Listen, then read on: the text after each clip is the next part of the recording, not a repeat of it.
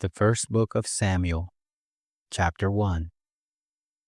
Now there was a certain man of Ramathaim Zophim, of the hill country of Ephraim, and his name was Elkanah, the son of Jeroham, the son of Elihu, the son of Tohu, the son of Zuph, an Ephraimite.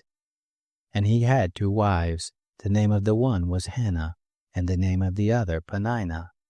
And Peninnah had children, but Hannah had no children. This man went up out of his city from year to year to worship and to sacrifice to the Lord of hosts in Shiloh. The 2 sons of Eli, Hophni and Phinehas, priests to the Lord, were there. When the day came that Elkanah sacrificed, he gave to Peninnah his wife, and to all her sons and her daughters portions. But to Hannah he gave a double portion, for he loved Hannah, but the Lord had shut up her womb. Her rival provoked her sorely to make her fret, because the Lord had shut up her womb. As he did so year by year when she went up to the house of the Lord, so she provoked her. Therefore she wept and did not eat. Elkanah her husband said to her, Hannah, why do you weep? And why don't you eat? And why is your heart grieved? Am I not better to you than 10 sons? So Hannah rose up after they had eaten in Shiloh and after they had drunk. Now Eli the priest was sitting on his seat by the doorpost of the temple of the Lord. She was in bitterness of soul and prayed to the Lord and wept sore. She vowed a vow and said, Lord of hosts, if you will indeed look on the affliction of your handmaid and remember me, and not forget your handmaid, but will give to your handmaid a man-child, then I will give him to the Lord all the days of his life, and there shall no razor come on his head. It happened, as she continued praying before the Lord, that Eli marked her mouth. Now Hannah, she spoke in her heart, only her lips moved, but her voice was not heard. Therefore Eli thought she had been drunken. Eli said to her, How long will you be drunk? Put away wine from you. Hannah answered, No, my lord, I am a woman of a sorrowful spirit. I have drunk neither wine nor strong drink, but I poured out my soul before the Lord. Don't count your handmaid for a wicked woman, for out of the abundance of my complaint and my provocation have I spoken. Then Eli answered, Go in peace, and the God of Israel grant your petition that you have asked of him. She said, Let your handmaid find favor in your sight. So the woman went her way and ate, and her facial expression wasn't sad any more. They rose up in the morning early and worshipped before the Lord, and returned and came to their house to Ramah. And Elkanah knew Hannah his wife, and the Lord remembered her.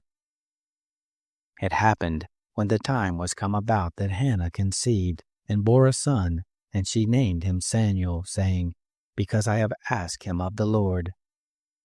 The man Elkanah and all his house went up to offer to the Lord the yearly sacrifice and his vow. But Hannah didn't go up, for she said to her husband, I will not go up until the child be weaned, and then I will bring him, that he may appear before the Lord, and there abide forever. Elkanah her husband said to her, Do what seems good to you. Wait until you've weaned him. Only let the Lord establish his word. So the woman waited and nursed her son until she weaned him. When she had weaned him, she took him up with her, and 3 bulls, and 1 ephah of meal, and a bottle of wine, and brought him to the house of the Lord in Shiloh, and the child was young. They killed the bull, and brought the child to Eli. She said, O my Lord, as your soul lives, my Lord, I am the woman who stood by you here praying to the Lord. For this child I prayed, and the Lord has given me my petition which I ask of him. Therefore also I have granted him to the Lord. As long as he lives he is granted to the Lord. He worshipped the Lord there. Chapter 2. Hannah prayed and said, My heart exalts in the Lord. My horn is exalted in the Lord. My mouth is enlarged over my enemies, because I rejoice in your salvation. There is none holy as the Lord, for there is none beside you, neither is there any rock like our God. Talk no more so exceedingly proudly. Don't let arrogance come out of your mouth, for the Lord is a God of knowledge. By him actions are weighed. The bows of the mighty men are broken. Those who stumbled are girded with strength. Those who were full have hired themselves out for bread. Those who were hungry have ceased to hunger. Yes, the barren has borne 7. She who has many children languishes. The Lord kills and makes alive. He brings down to Sheol and brings up. The Lord makes poor and makes rich. He brings low, he also lifts up. He raises up the poor out of the dust. He lifts up the needy from the dunghill to make them sit with princes. Inherit the throne of glory, for the pillars of the earth are the Lord's. He has set the world on them. He will keep the feet of his holy ones. But the wicked shall be put to silence in darkness, for by strength shall no man prevail. Those who strive with the Lord shall be broken to pieces. Against them will he thunder in the sky. The Lord will judge the ends of the earth. He will give strength to his king, exalt the horn of his anointed. Elkanah went to Ramah to his house. The child did minister to the Lord before Eli the priest. Now the sons of Eli were base men. They didn't know the Lord. The custom of the priest with the people was that when any man offered sacrifice, the priest's servant came while the flesh was boiling with a flesh hook of 3 teeth in his hand, and he struck it into the pan or kettle or cauldron or pot. All that the flesh hook brought up, the priest took. So they did in Shiloh to all the Israelites who came there. Yes, before they burned the fat, the priest's servants came and said to the man who sacrificed, "Give flesh to roast for the priest, for he will not have boiled flesh of you, but raw." If the man said to him, "They will surely burn the fat first, and then take as much as your soul desires," then he would say, "No, but you shall give it to me now, and if not, I will take it by force." The sin of the young men was very great before the Lord, for the men despised the offering of the Lord. But Samuel ministered before the Lord being a child, girded with a linen ephod. Moreover, his mother made him a little robe, and brought it to him from year to year when she came up with her husband to offer the yearly sacrifice. Eli blessed Elkanah and his wife and said, "The Lord give you seed of this woman for the petition which was asked of the Lord." They went to their own home. The Lord visited Hannah, and she conceived and bore 3 sons and 2 daughters. The child Samuel grew before the Lord. Now Eli was very old, and he heard all the things his sons did to all Israel, and how that they lay with the women who served at the door of the tent of meeting. He said to them, "Why do you do such things? For I hear of your evil doings from all this people. No, my sons, for it is no good report that I hear. You make the Lord's people to disobey. If a man sin against another, God shall judge him. But if a man sins against the Lord, who shall entreat for him?" Notwithstanding, they didn't listen to the voice of their father, because the Lord was minded to kill them. The child Samuel grew on and increased in favor both with the Lord and also with men. There came a man of God to Eli and said to him, "Thus says the Lord, did I reveal myself to the house of your father when they were in Egypt in bondage in Pharaoh's house? And did I choose him out of all the tribes of Israel to be my priest, to go up to my altar, to burn incense, to wear an ephod before me? And did I give to the house of your father all the offerings of the children of Israel made by fire? Why do you kick at my sacrifice and at my offering, which I have commanded in my habitation, and honor your sons above me, to make yourselves fat with the best of all the offerings of Israel my people? Therefore the Lord, the God of Israel, says, I said indeed that your house and the house of your father should walk before me forever. But now the Lord says, Be it far from me, for those who honor me I will honor, and those who despise me shall be lightly esteemed. Behold, the days come, that I will cut off your arm, and the arm of your father's house, that there shall not be an old man in your house. You shall see the affliction of my habitation, and all the wealth which God shall give Israel, and there shall not be an old man in your house forever. The man of yours, whom I shall not cut off from my altar, shall be to consume your eyes, and to grieve your heart, and all the increase of your house shall die in the flower of their age. This shall be the sign to you that shall come on your 2 sons, on Hophni and Phinehas. In one day they shall both die. I will raise up a faithful priest that shall do according to that which is in my heart and in my mind, and I will build him a sure house, and he shall walk before my anointed forever.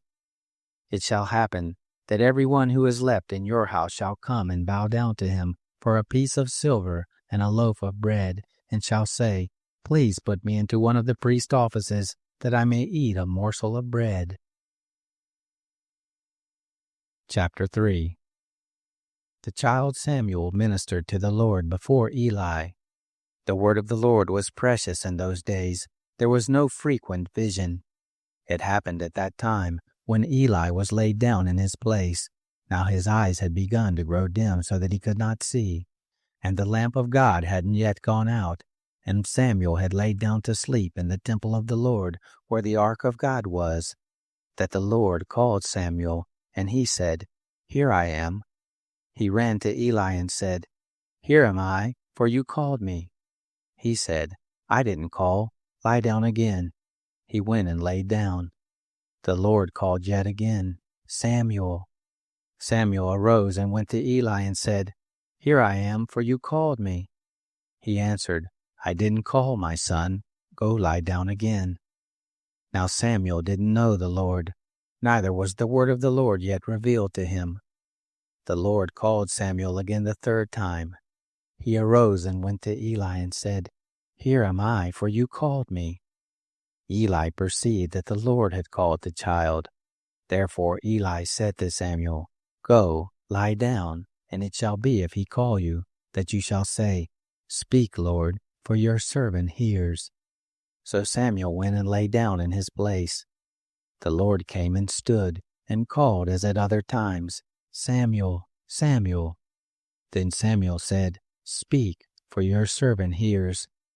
The Lord said to Samuel, Behold, I will do a thing in Israel, at which both the ears of everyone who hears it shall tingle. And that day I will perform against Eli all that I have spoken concerning his house, from the beginning even to the end. For I have told him that I will judge his house forever, for the iniquity which he knew, because his sons did bring a curse on themselves, and he didn't restrain them. Therefore I have sworn to the house of Eli, that the iniquity of Eli's house shall not be expiated with sacrifice nor offering forever. Samuel lay until the morning, and opened the doors of the house of the Lord. Samuel feared to show Eli the vision. Then Eli called Samuel and said, Samuel, my son. He said, Here I am. He said, What is the thing that the Lord has spoken to you? Please don't hide it from me. God do so to you, and more also, if you hide anything from me of all the things that he spoke to you. Samuel told him everything, and hid nothing from him. He said, It is the Lord. Let him do what seems good to him. Samuel grew, and the Lord was with him, and did let none of his words fall to the ground. All Israel from Dan even to Beersheba knew that Samuel was established to be a prophet of the Lord. The Lord appeared again in Shiloh, for the Lord revealed himself to Samuel in Shiloh by the word of the Lord. Chapter 4. The word of Samuel came to all Israel. Now Israel went out against the Philistines to battle, and encamped beside Ebenezer, and the Philistines encamped in Aphek. The Philistines put themselves in array against Israel, and when they joined battle, Israel was struck before the Philistines, and they killed of the army in the field about 4,000 men. When the people were come into the camp, the elders of Israel said, Why has the Lord struck us today before the Philistines? Let us get the ark of the covenant of the Lord out of Shiloh to us, that it may come among us, and save us out of the hand of our enemy. So the people sent to Shiloh, and they brought from there the ark of the covenant of the Lord of hosts, who sits above the cherubim. And the 2 sons of Eli, Hophni and Phinehas, were there with the ark of the covenant of God. When the ark of the covenant of the Lord came into the camp, all Israel shouted with a great shout, so that the earth rang again. When the Philistines heard the noise of the shout, they said, What means the noise of this great shout in the camp of the Hebrews? They understood that the ark of the Lord had come into the camp. The Philistines were afraid, for they said, God has come into the camp. They said, Woe to us, for there has not been such a thing before. Woe to us, who shall deliver us out of the hand of these mighty gods? These are the gods that struck the Egyptians with all manner of plagues in the wilderness. Be strong and behave yourselves like men, O you Philistines, that you not be servants to the Hebrews, as they have been to you. Quit yourselves like men and fight. The Philistines fought, and Israel was struck, and they fled every man to his tent, and there was a very great slaughter, for there fell of Israel 30,000 footmen. The ark of God was taken, and the 2 sons of Eli, Hophni and Phinehas, were slain. There ran a man of Benjamin out of the army, and came to Shiloh the same day, with his clothes torn, and with earth on his head. When he came, behold, Eli was sitting on his seat by the road watching, for his heart trembled for the ark of God. When the man came into the city and told it, all the city cried out. When Eli heard the noise of the crying, he said, What means the noise of this tumult? The man hurried and came and told Eli. Now Eli was 98 years old, and his eyes were set so that he could not see. The man said to Eli, I am he who came out of the army, and I fled today out of the army. He said, How went the matter, my son?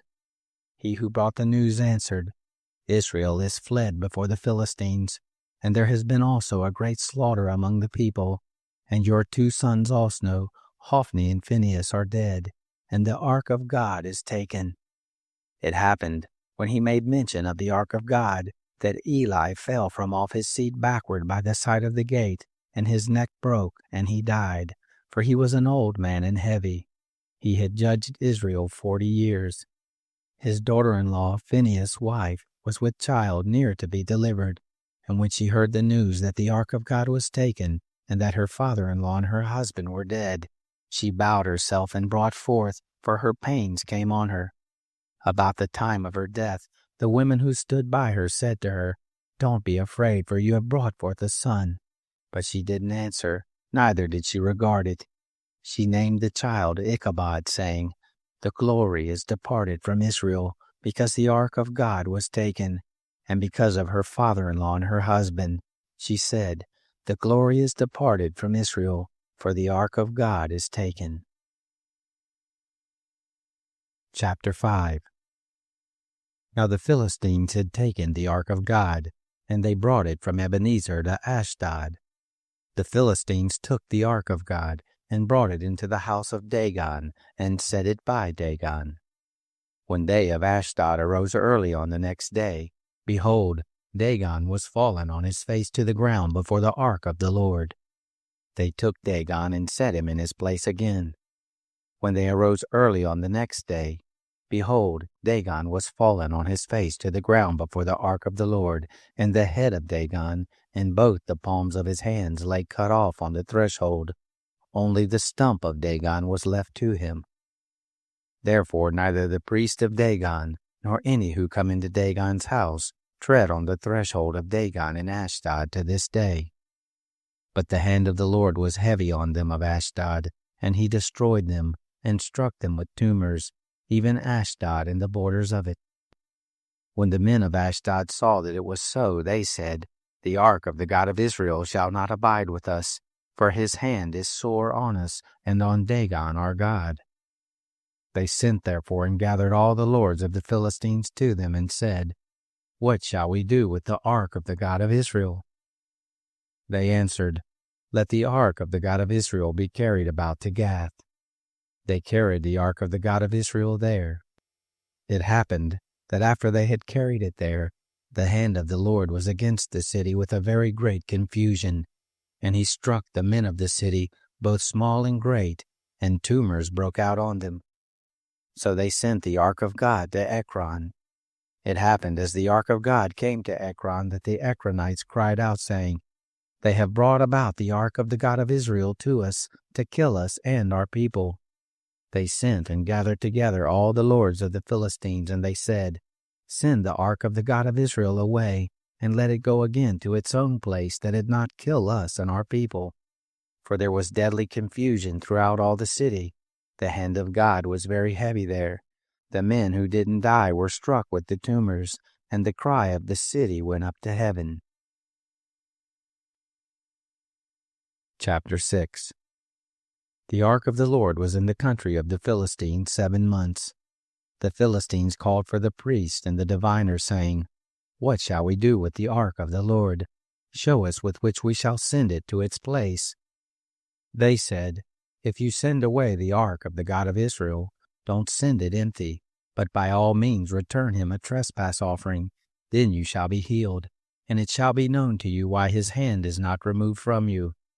Then they said, "What shall be the trespass offering which we shall return to him?" They said, 5 golden tumors and 5 golden mice, according to the number of the lords of the Philistines. For one plague was on you all and on your lords. Therefore you shall make images of your tumors and images of your mice that mar the land, and you shall give glory to the God of Israel. Perhaps he will lighten his hand from off you, and from off your gods, and from off your land. Why then do you harden your hearts as the Egyptians and Pharaoh hardened their hearts? When he had worked wonderfully among them, didn't they let the people go, and they departed? Now therefore take and prepare yourselves a new cart, and 2 milk cattle, on which there has come no yoke, and tie the cattle to the cart, and bring their calves home from them. And take the ark of the Lord, and lay it on the cart, and put the jewels of gold, which you return him for a trespass offering, in a box by the side of it, and send it away that it may go. Behold, if it goes up by the way of its own border to Beth-shemesh, then he has done us this great evil. But if not, then we shall know that it is not his hand that has struck us, it was a chance that happened to us. The men did so, and took 2 milk cattle, and tied them to the cart, and shut up their calves at home. And they put the ark of the Lord on the cart, and the box with the mice of gold and the images of their tumors. The cattle took the straight way by the way to Beth-shemesh. They went along the highway, lowing as they went, and didn't turn aside to the right hand or to the left. And the lords of the Philistines went after them to the border of Beth-shemesh. They of Beth-shemesh were reaping their wheat harvest in the valley, and they lifted up their eyes and saw the ark, and rejoiced to see it. The cart came into the field of Joshua the Beth-shemite, and stood there, where there was a great stone. And they split the wood of the cart, and offered up the cattle for a burnt offering to the Lord. The Levites took down the ark of the Lord, and the box that was with it, in which the jewels of gold were, and put them on the great stone.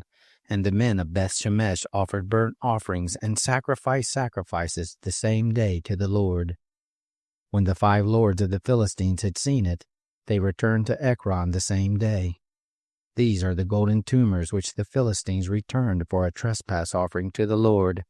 For Ashdod 1, for Gaza 1, for Ashkelon 1, for Gath 1, for Ekron 1.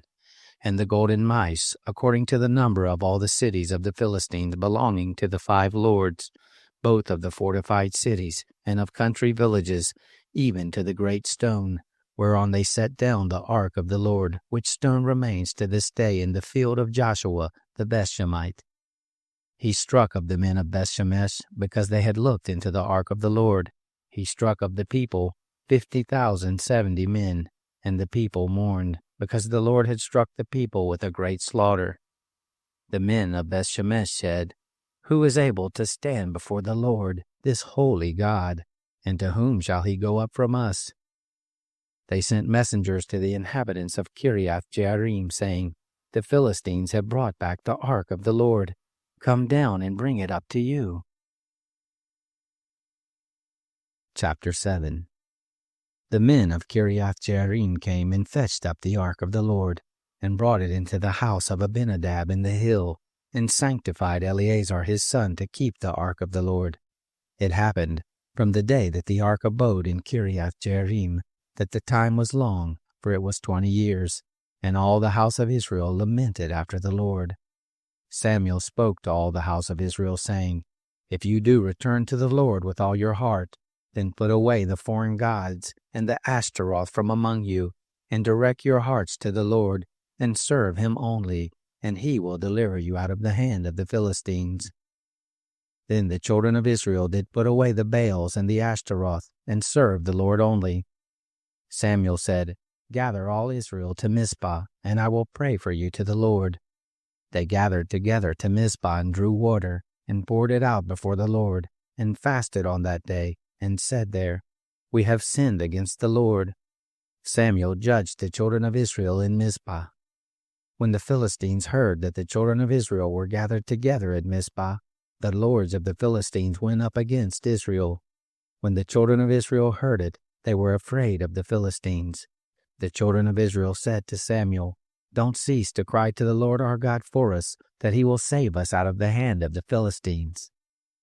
Samuel took a sucking lamb, and offered it for a whole burnt offering to the Lord. And Samuel cried to the Lord for Israel, and the Lord answered him. As Samuel was offering up the burnt offering, the Philistines drew near to battle against Israel. But the Lord thundered with a great thunder on that day on the Philistines, and confused them, and they were struck down before Israel. The men of Israel went out of Mizpah, and pursued the Philistines, and struck them, until they came under Bethkar.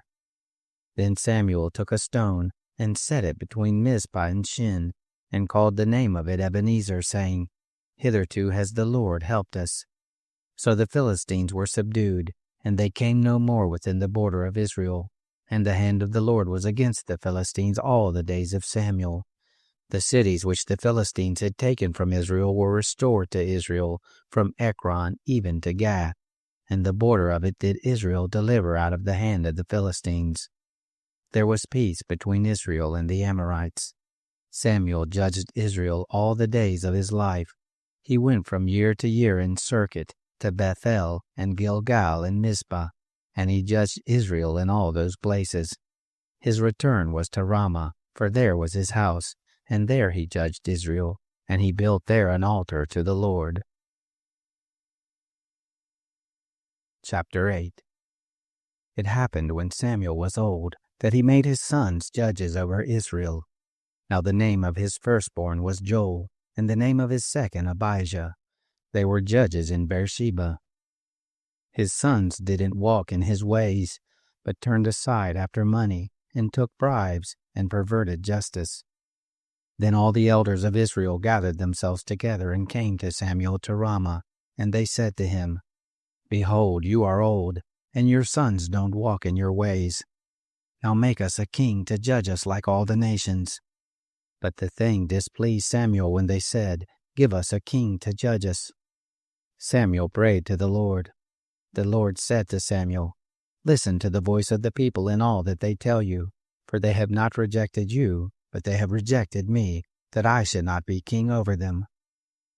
According to all the works which they have done since the day that I brought them out of Egypt, even to this day, and that they have forsaken me, and served other gods, so do they also to you. Now therefore listen to their voice. However you shall protest solemnly to them, and show them the manner of the king who shall reign over them. Samuel told all the words of the Lord to the people who asked of him a king.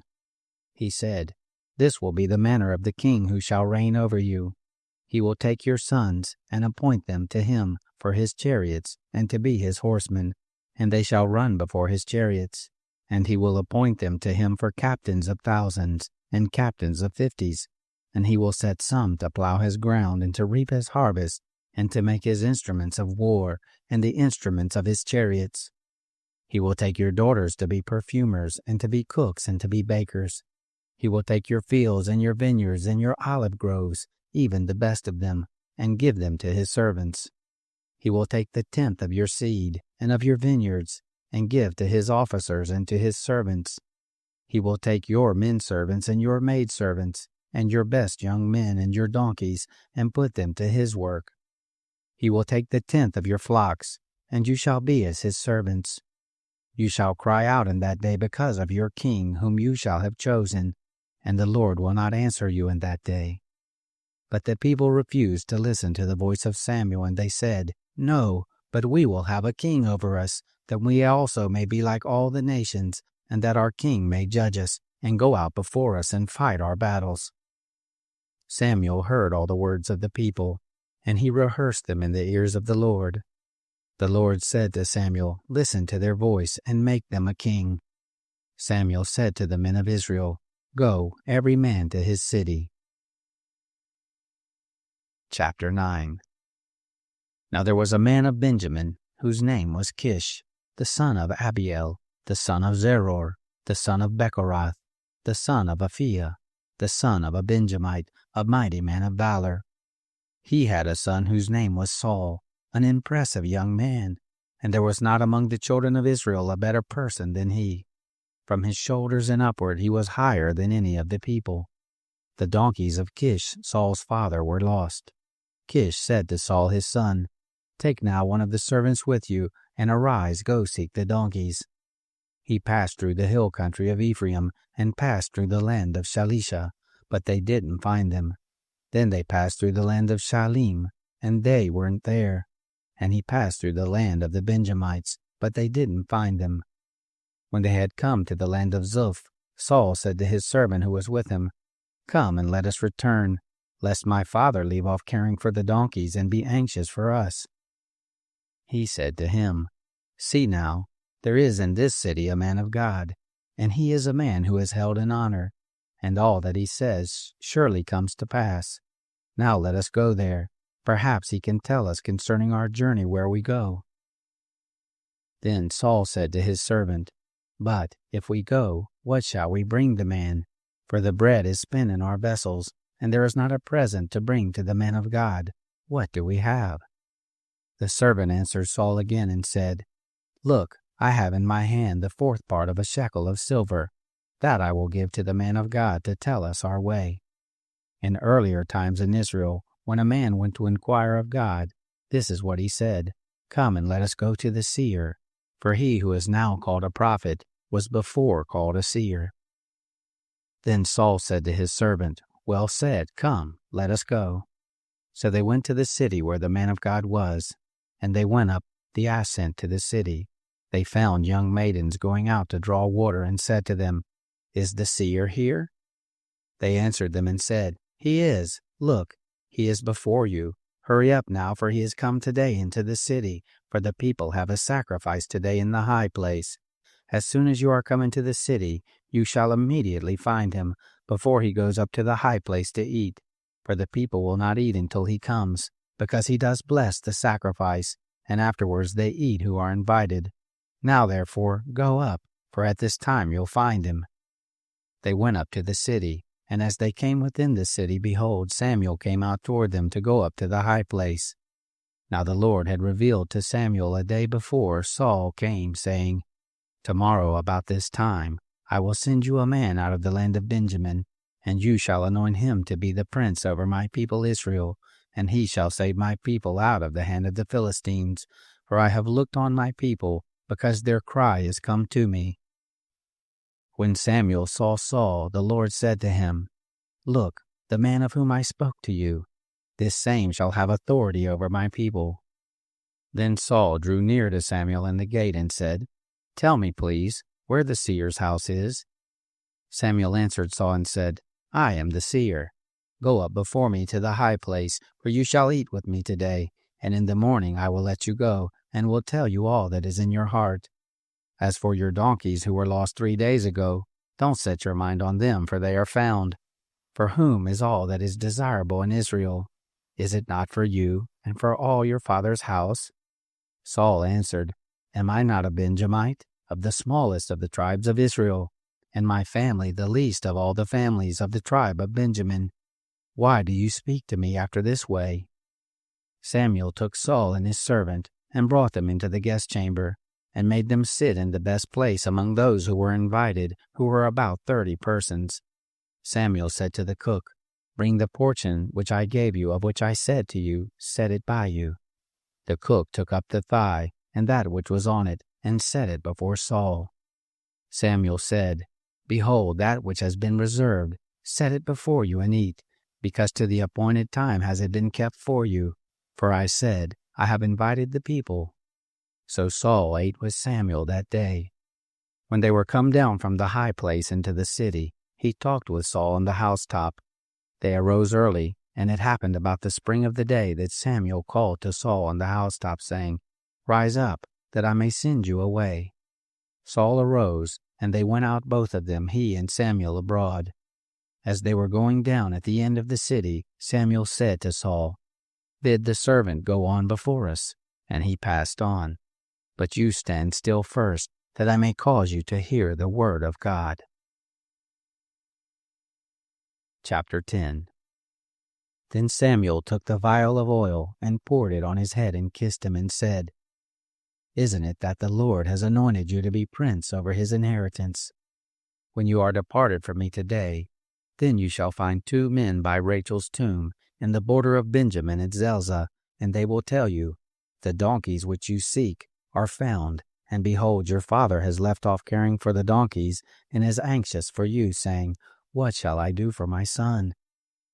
Then you shall go forward from there, and shall come to the oak of Tabor, and there you will meet 3 men going up to God to Bethel, one carrying 3 kids, and another carrying 3 loaves of bread, and another carrying a bottle of wine, and they will greet you, and give you 2 loaves of bread, which you shall receive of their hand.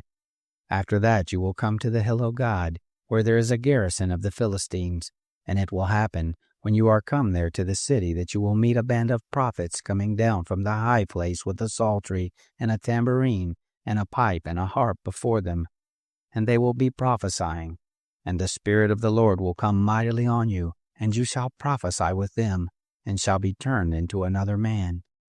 Let it be, when these signs are come to you, that you do as occasion shall serve you, for God is with you. You shall go down before me to Gilgal, and behold, I will come down to you to offer burnt offerings, and to offer sacrifices of peace offerings. 7 days you shall wait until I come to you, and show you what you shall do. It was so that when he had turned his back to go from Samuel, God gave him another heart, and all those signs happened that day. When they came there to the hill, behold, a band of prophets met him, and the Spirit of God came mightily on him, and he prophesied among them. It happened, when all who knew him before saw that he prophesied with the prophets, then the people said one to another, What is this that is come to the son of Kish? Is Saul also among the prophets? One of the same place answered, Who is their father? Therefore it became a proverb, Is Saul also among the prophets? When he had made an end of prophesying, he came to the high place. Saul's uncle said to him and to his servant, Where did you go? He said, To seek the donkeys, and when we saw that they were not found, we came to Samuel. Saul's uncle said, Tell me, please, what Samuel said to you. Saul said to his uncle, He told us plainly that the donkeys were found, but concerning the matter of the kingdom of which Samuel spoke, he didn't tell him.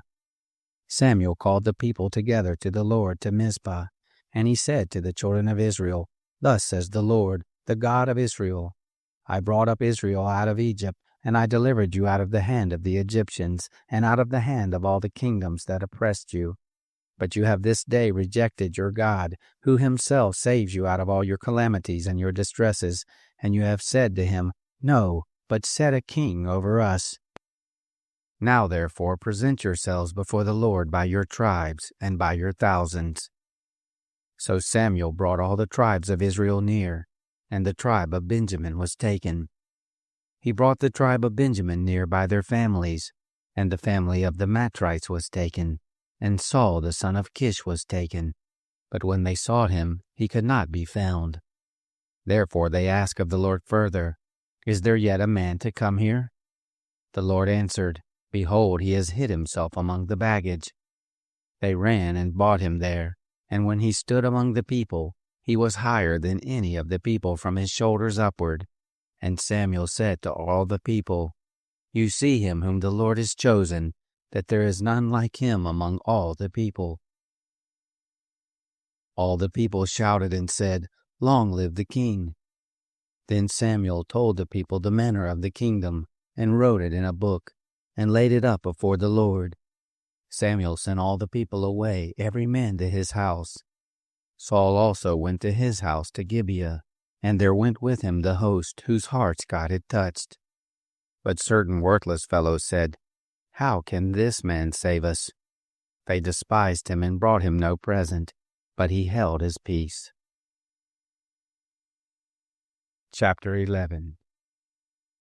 Then Nahash the Ammonite came up and encamped against Jabesh Gilead. And all the men of Jabesh said to Nahash, Make a covenant with us, and we will serve you. Nahash the Ammonite said to them, On this condition will I make it with you, that all your right eyes be put out, and I will lay it for a reproach on all Israel. The elders of Jabesh said to him, Give us 7 days' rest, that we may send messengers to all the borders of Israel, and then, if there be none to save us, we will come out to you. Then came the messengers to Gibeah of Saul, and spoke these words in the ears of the people. And all the people lifted up their voice and wept. Behold, Saul came following the oxen out of the field, and Saul said, What ails the people that they weep? They told him the words of the men of Jabesh. The Spirit of God came mightily on Saul when he heard those words, and his anger was kindled greatly. He took a yoke of oxen, and cut them in pieces, and sent them throughout all the borders of Israel by the hand of messengers, saying, Whoever doesn't come forth after Saul and after Samuel, so shall it be done to his oxen. The dread of the Lord fell on the people, and they came out as one man. He numbered them in Bezek, and the children of Israel were 300,000, and the men of Judah 30,000. They said to the messengers who came, Thus shall you tell the men of Jabesh Gilead, Tomorrow, by the time the sun is hot, you shall have deliverance. The messengers came and told the men of Jabesh, and so they were glad. Therefore the men of Jabesh said, Tomorrow we will come out to you, and you shall do with us all that seems good to you.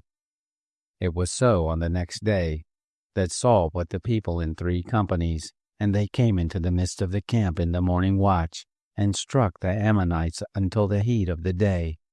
And it happened that those who remained were scattered, so that no 2 of them were left together.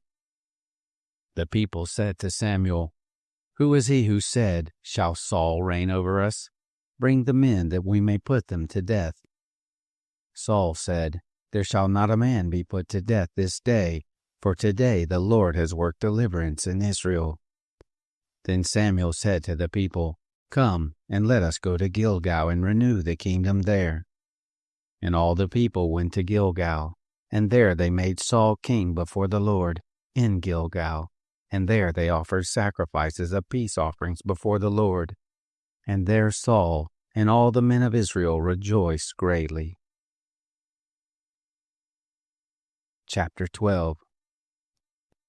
Samuel said to all Israel, Behold, I have listened to your voice in all that you said to me, and have made a king over you.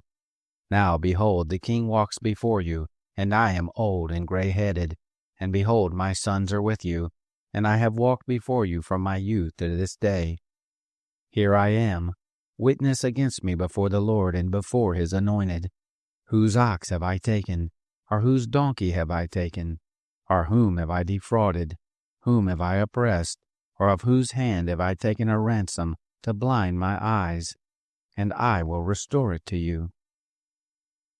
They said, You have not defrauded us, nor oppressed us, neither have you taken anything of any man's hand. He said to them, The Lord is witness against you, and his anointed is witness this day, that you have not found anything in my hand. They said, He is witness. Samuel said to the people, It is the Lord who appointed Moses and Aaron, and that brought your fathers up out of the land of Egypt. Now therefore stand still, that I may plead with you before the Lord concerning all the righteous acts of the Lord, which he did to you and to your fathers.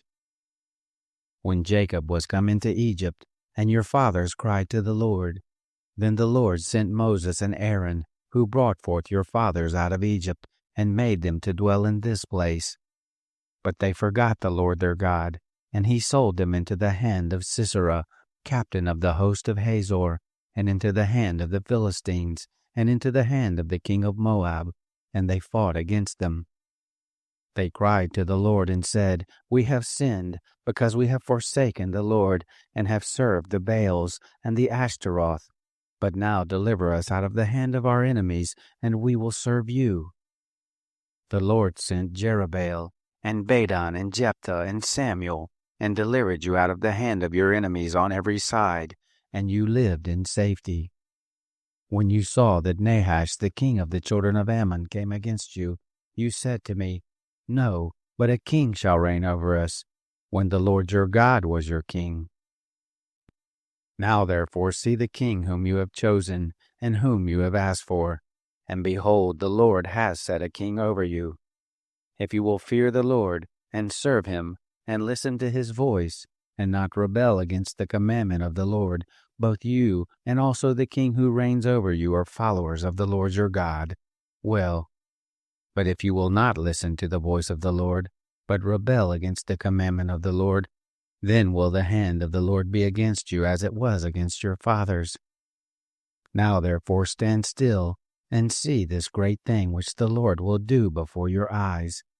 Isn't it wheat harvest today? I will call to the Lord, that he may send thunder and rain, and you shall know and see that your wickedness is great, which you have done in the sight of the Lord, in asking you a king. So Samuel called to the Lord, and the Lord sent thunder and rain that day, and all the people greatly feared the Lord and Samuel. All the people said to Samuel, Pray for your servants to the Lord your God, that we not die, for we have added this to all our sins, to ask us a king. Samuel said to the people, Don't be afraid. You have indeed done all this evil, yet don't turn aside from following the Lord, but serve the Lord with all your heart, and don't turn aside, for then would you go after vain things, which can't profit or deliver, for they are vain. The Lord will not forsake his people for his great name's sake, because it has pleased the Lord to make you a people to himself. Moreover, as for me, far be it from me that I should sin against the Lord in ceasing to pray for you. But I will instruct you in the good and the right way. Only fear the Lord, and serve him in truth with all your heart, for consider how great things he has done for you. But if you shall still do wickedly, you shall be consumed, both you and your king. Chapter 13. Saul was 40 years old when he began to reign, and when he had reigned 2 years over Israel, Saul chose him 3,000 men of Israel, of which 2,000 were with Saul in Michmash, and in the mount of Bethel, and 1,000 were with Jonathan in Gibeah of Benjamin.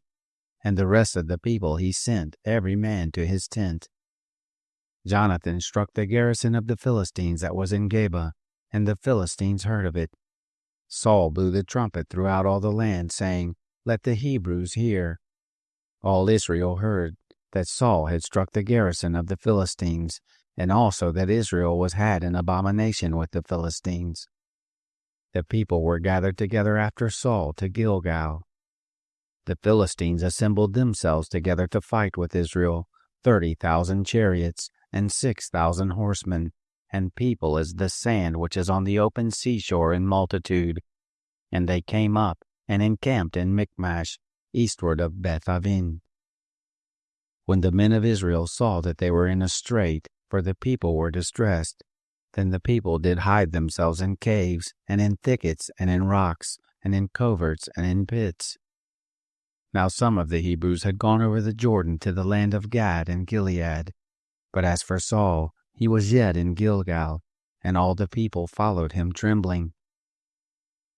He stayed 7 days, according to the set time that Samuel had appointed. But Samuel didn't come to Gilgal, and the people were scattered from him. Saul said, Bring here the burnt offering to me and the peace offerings. He offered the burnt offering. It came to pass that as soon as he had made an end of offering the burnt offering, behold, Samuel came, and Saul went out to meet him that he might greet him. Samuel said, What have you done? Saul said, Because I saw that the people were scattered from me, and that you didn't come within the days appointed, and that the Philistines assembled themselves together at Michmash. Therefore I said, Now will the Philistines come down on me to Gilgal, and I haven't entreated the favor of the Lord. I forced myself therefore and offered the burnt offering. Samuel said to Saul, You have done foolishly. You have not kept the commandment of the Lord your God which he commanded you. For now would the Lord have established your kingdom on Israel forever. But now your kingdom shall not continue. The Lord has sought him a man after his own heart, and the Lord has appointed him to be prince over his people, because you have not kept that which the Lord commanded you. Samuel arose and got him up from Gilgal to Gibeah of Benjamin. Saul numbered the people who were present with him about 600 men. Saul and Jonathan his son and the people who were present with them abode in Gibeah of Benjamin, but the Philistines encamped in Michmash. The spoilers came out of the camp of the Philistines in 3 companies. One company turned to the way that leads to Ophrah, to the land of Shual, and another company turned the way to Beth-horon, and another company turned the way of the border that looks down on the valley of Zeboim toward the wilderness. Now there was no smith found throughout all the land of Israel, for the Philistines said, lest the Hebrews make them swords or spears. But all the Israelites went down to the Philistines to sharpen every man his plowshare, mattock, axe, and sickle. Yet they had a file for the mattocks, and for the plowshares, and for the forks, and for the axes, and to set the goads. So it came to pass in the day of battle that there was neither sword nor spear found in the hand of any of the people who were with Saul and Jonathan, but with Saul and Jonathan his son there was found one. The garrison of the Philistines went out of the pass to Michmash. Chapter 14. Now it fell on a day that Jonathan the son of Saul said to the young man who bore his armor, Come, and let us go over to the Philistines' garrison that is on the other side. But he didn't tell his father. Saul abode in the uttermost part of Gibeah, under the pomegranate tree which is in Migron, and the people who were with him were about 600 men. And Ahijah, the son of Ahitub, Ichabod's brother, the son of Phinehas, the son of Eli, the priest of the Lord in Shiloh, wearing an ephod. The people didn't know that Jonathan was gone. Between the passes by which Jonathan sought to go over to the Philistines' garrison, there was a rocky crag on the one side, and a rocky crag on the other side, and the name of the one was Bozez, and the name of the other Seneh. The one crag rose up on the north in front of Michmash, and the other on the south in front of Geba. Jonathan said to the young men who bore his armor, Come, and let us go over to the garrison of these uncircumcised. It may be that the Lord will work for us, for there is no restraint to the Lord to save by many or by few. His armor-bearer said to him, Do all that is in your heart. Turn, behold, I am with you according to your heart.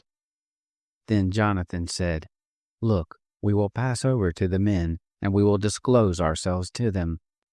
If they say to us, Wait until we come to you, then we will stand still in our place, and will not go up to them. But if they say, Come up to us, then we will go up, for the Lord has delivered them into our hand, and this shall be the sign to us. Both of them revealed themselves to the garrison of the Philistines, and the Philistines said, Look, the Hebrews come out of their holes where they had hid themselves. The men of the garrison answered Jonathan and his armor-bearer and said, Come up to us, and we will show you a thing. Jonathan said to his armor-bearer, Come up after me, for the Lord has delivered them into the hand of Israel. Jonathan climbed up on his hands and on his feet, and his armor-bearer after him, and they fell before Jonathan, and his armor-bearer killed them after him. That first slaughter, which Jonathan and his armor-bearer made, was about 20 men, within as it were half a furrow's length in an acre of land. There was a trembling in the camp, in the field, and among all the people, the garrison and the spoilers, they also trembled, and the earth quaked, so that there was an exceedingly great trembling. The watchmen of Saul in Gibeah of Benjamin looked, and behold, the multitude melted away, and they went here and there. Then Saul said to the people who were with him, Look now and see who has gone from us. When they had numbered, behold, Jonathan and his armor-bearer were not there. Saul said to Ahijah, Bring here the ark of God. for the ark of God was there at that time with the children of Israel. It happened, while Saul talked to the priest, that the tumult that was in the camp of the Philistines went on and increased. And Saul said to the priest, "Withdraw your hand." Saul and all the people who were with him were gathered together and came to the battle. And behold, every man's sword was against his fellow, and there was a very great confusion. Now the Hebrews who were with the Philistines as before, and who went up with them into the camp from the country round about, even they also turned to be with the Israelites who were with Saul and Jonathan. Likewise all the men of Israel who had hid themselves in the hill country of Ephraim, when they heard that the Philistines fled, even they also followed hard after them in the battle. So the Lord saved Israel that day, and the battle passed over by Beth-aven. The men of Israel were distressed that day, for Saul had adjured the people, saying, "Cursed be the man who eats any food until it be evening, and I be avenged on my enemies." So none of the people tasted food. All the people came into the forest, and there was honey on the ground. When the people were come to the forest, behold, the honey dropped, but no man put his hand to his mouth, for the people feared the oath. But Jonathan didn't hear when his father charged the people with the oath. Therefore he put forth the end of the rod that was in his hand, and dipped it in the honeycomb, and put his hand to his mouth, and his eyes were enlightened. Then answered one of the people and said, "Your father directly charged the people with an oath, saying, 'Cursed be the man who eats food this day.'" The people were faint. Then Jonathan said, "My father has troubled the land. Please look how my eyes have been enlightened, because I tasted a little of this honey. How much more, if the people had eaten freely today of the spoil of their enemies which they have found? For now there has been no great slaughter among the Philistines." They struck of the Philistines that day from Michmash to Ajalon. The people were very faint, and the people flew on the spoil, and took sheep and oxen and calves, and killed them on the ground, and the people ate them with the blood. Then they told Saul, saying, "Look, the people sin against the Lord, in that they eat with the blood." He said, "You have dealt treacherously. Roll a great stone to me this day." Saul said, "Disperse yourselves among the people, and tell them, Bring here every man his ox, and every man his sheep, and kill them here and eat, and don't sin against the Lord in eating with the blood." All the people brought every man his ox with him that night, and killed them there. Saul built an altar to the Lord. The same was the first altar that he built to the Lord. Saul said, "Let us go down after the Philistines by night, and take spoil among them until the morning light, and let us not leave a man of them." They said, "Do whatever seems good to you." Then the priest said, "Let us draw near here to God." Saul asked counsel of God, "Shall I go down after the Philistines? Will you deliver them into the hand of Israel?" But he didn't answer him that day. Saul said, "Draw near here, all you chiefs of the people, and know and see in which this sin has been this day. For as the Lord lives, who saves Israel, though it be in Jonathan my son, he shall surely die." But there was not a man among all the people who answered him. Then he said to all Israel, "Be you on one side, and I and Jonathan my son will be on the other side." The people said to Saul, "Do what seems good to you." Therefore Saul said to the Lord, the God of Israel, "Show the right." Jonathan and Saul were taken by lot, but the people escaped.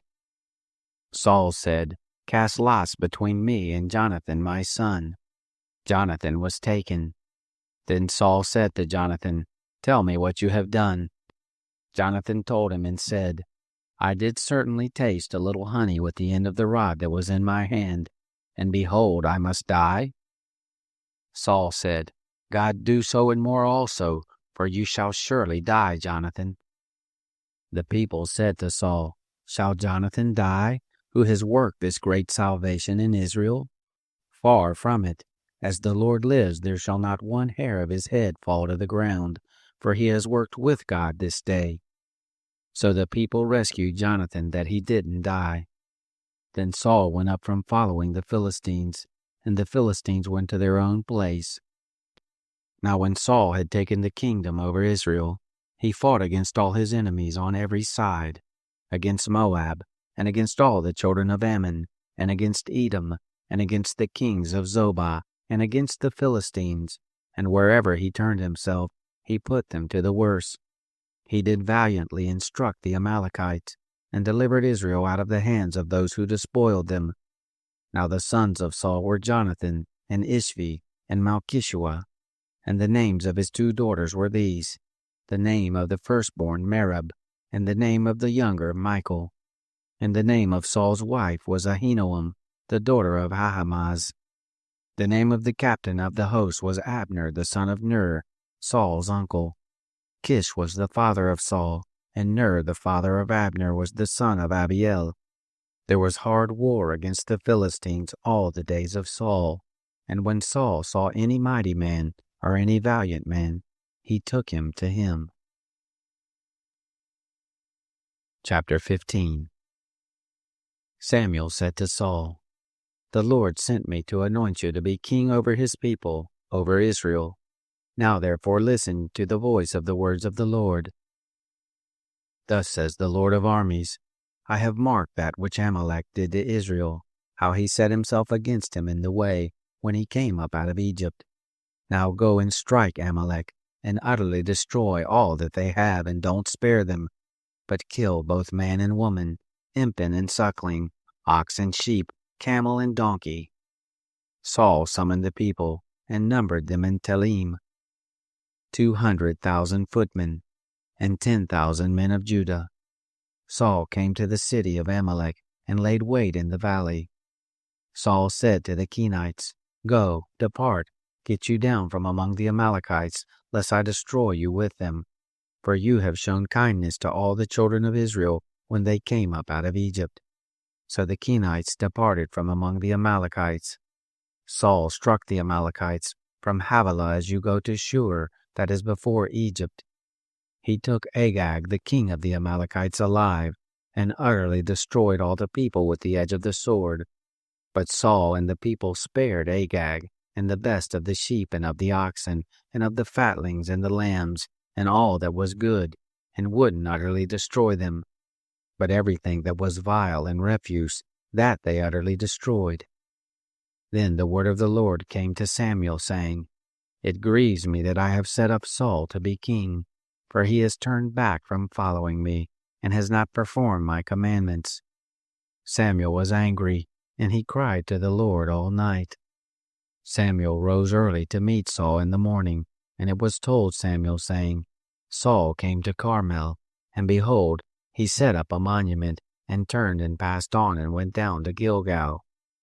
Samuel came to Saul, and Saul said to him, "Blessed are you by the Lord.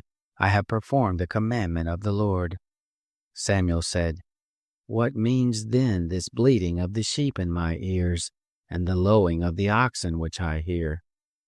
Saul said, "They have brought them from the Amalekites, for the people spared the best of the sheep and of the oxen, to sacrifice to the Lord your God, and the rest we have utterly destroyed." Then Samuel said to Saul, "Stay, and I will tell you what the Lord has said to me this night." He said to him, "Say on." Samuel said, "Though you were little in your own sight, weren't you made the head of the tribes of Israel? The Lord anointed you king over Israel, and the Lord sent you on a journey and said, 'Go and utterly destroy the sinners, the Amalekites, and fight against them until they are consumed.' Why then didn't you obey the voice of the Lord, but flew on the spoil, and did that which was evil in the sight of the Lord?" Saul said to Samuel, "Yes, I have obeyed the voice of the Lord, and have gone the way which the Lord has sent me, and have bought Agag the king of Amalek, and have utterly destroyed the Amalekites.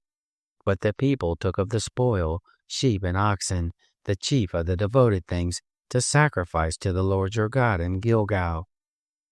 Samuel said, "Has the Lord as great delight in burnt offerings and sacrifices as in obeying the voice of the Lord?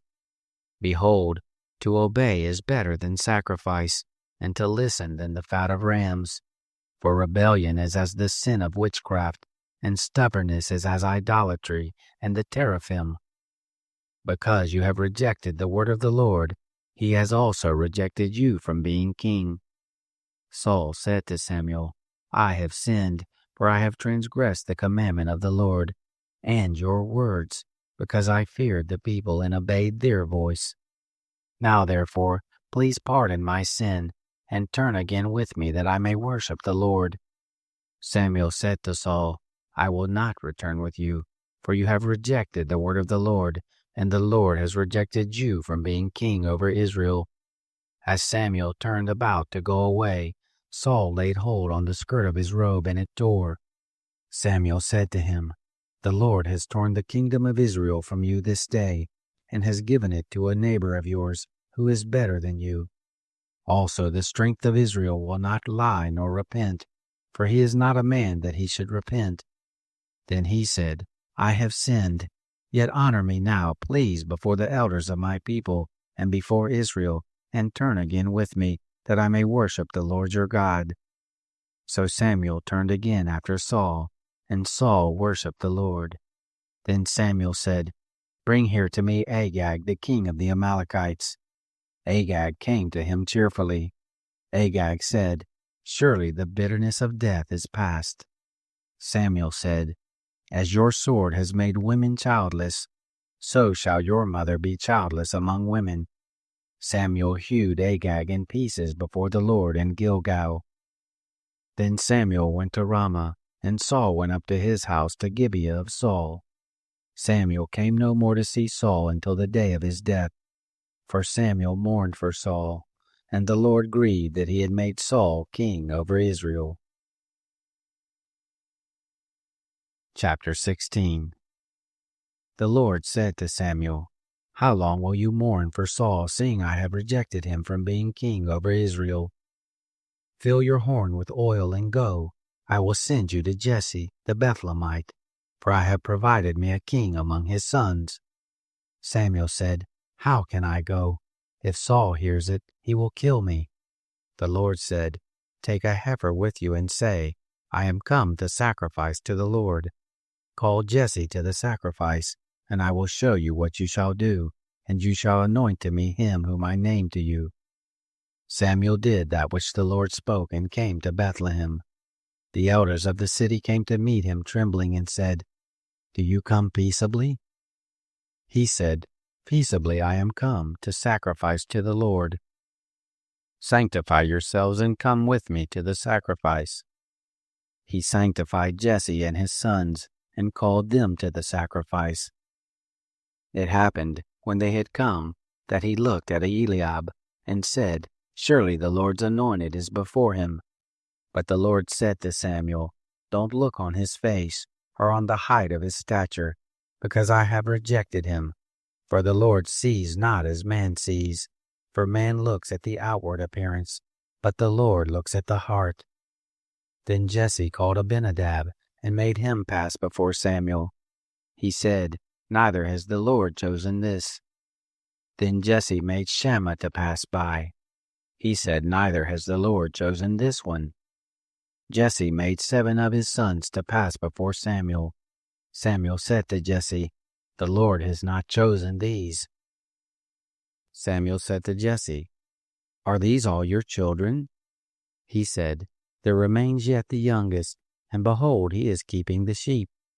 Samuel said to Jesse, "Send and get him, for we will not sit down until he comes here." He sent and brought him in. Now he was ruddy and of a beautiful face, and handsome to look on. The Lord said, "Arise, anoint him, for this is he."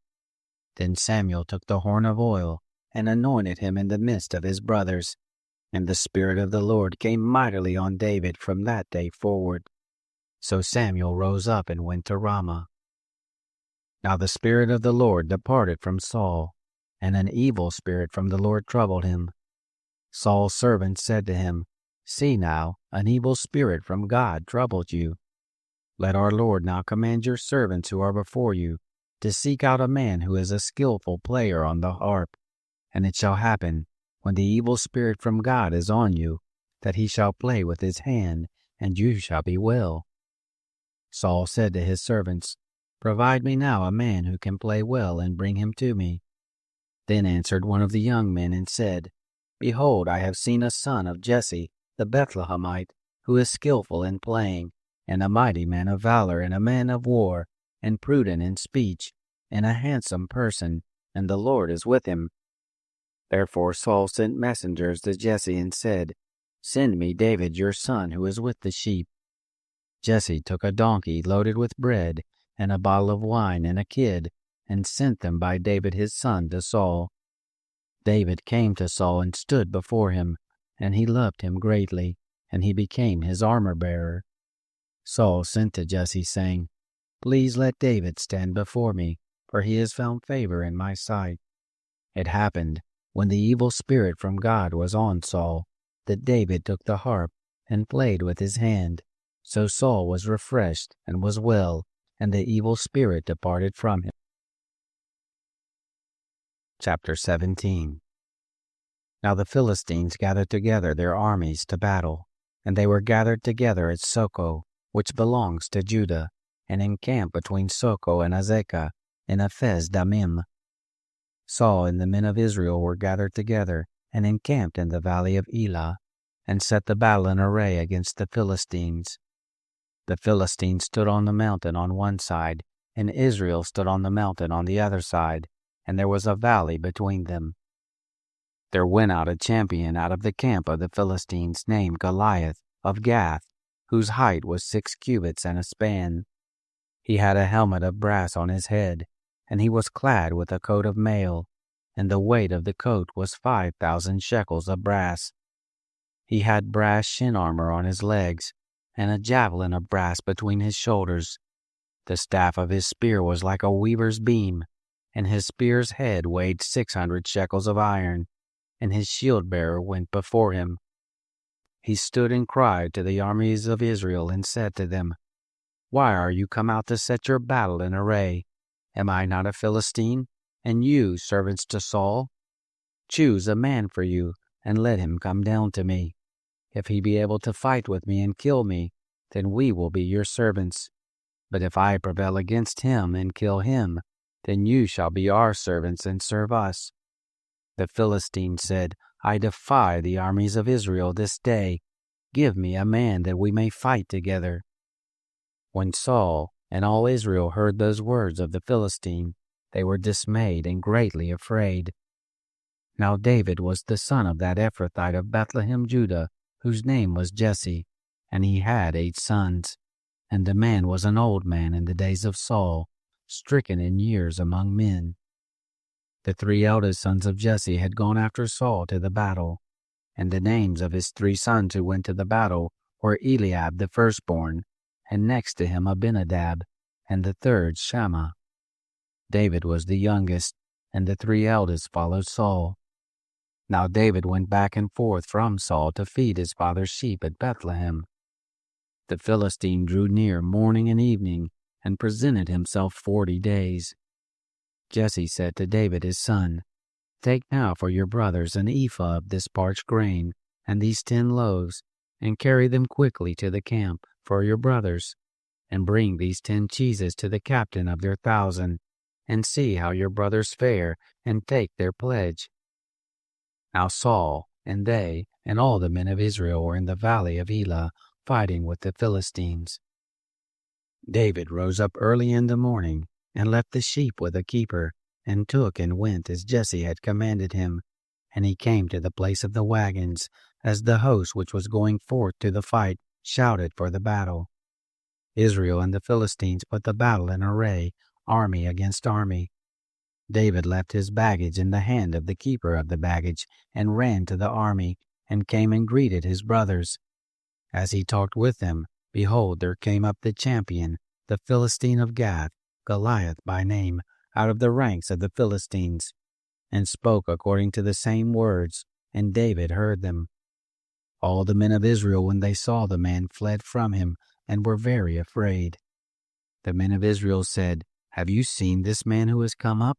Surely to defy Israel is he come up. And it shall be that the man who kills him, the king will enrich him with great riches, and will give him his daughter, and make his father's house free in Israel. David spoke to the men who stood by him, saying, What shall be done to the man who kills this Philistine and takes away the reproach from Israel? For who is this uncircumcised Philistine, that he should defy the armies of the living God? The people answered him after this manner, saying, So shall it be done to the man who kills him. Eliab, his eldest brother, heard when he spoke to the men. And Eliab's anger was kindled against David, and he said, Why are you come down? And with whom have you left those few sheep in the wilderness? I know your pride and the naughtiness of your heart, for you have come down that you might see the battle. David said, What have I now done? Is there not a cause? He turned away from him toward another, and spoke after the same manner, and the people answered him again after the former manner. When the words were heard which David spoke, they rehearsed them before Saul, and he sent for him. David said to Saul, Let no man's heart fail because of him. Your servant will go and fight with this Philistine. Saul said to David, You are not able to go against this Philistine to fight with him, for you are but a youth, and he is a man of war from his youth. David said to Saul, Your servant was keeping his father's sheep, and when there came a lion or a bear and took a lamb out of the flock, I went out after him and struck him and delivered it out of his mouth. And when he arose against me, I caught him by his beard and struck him and killed him.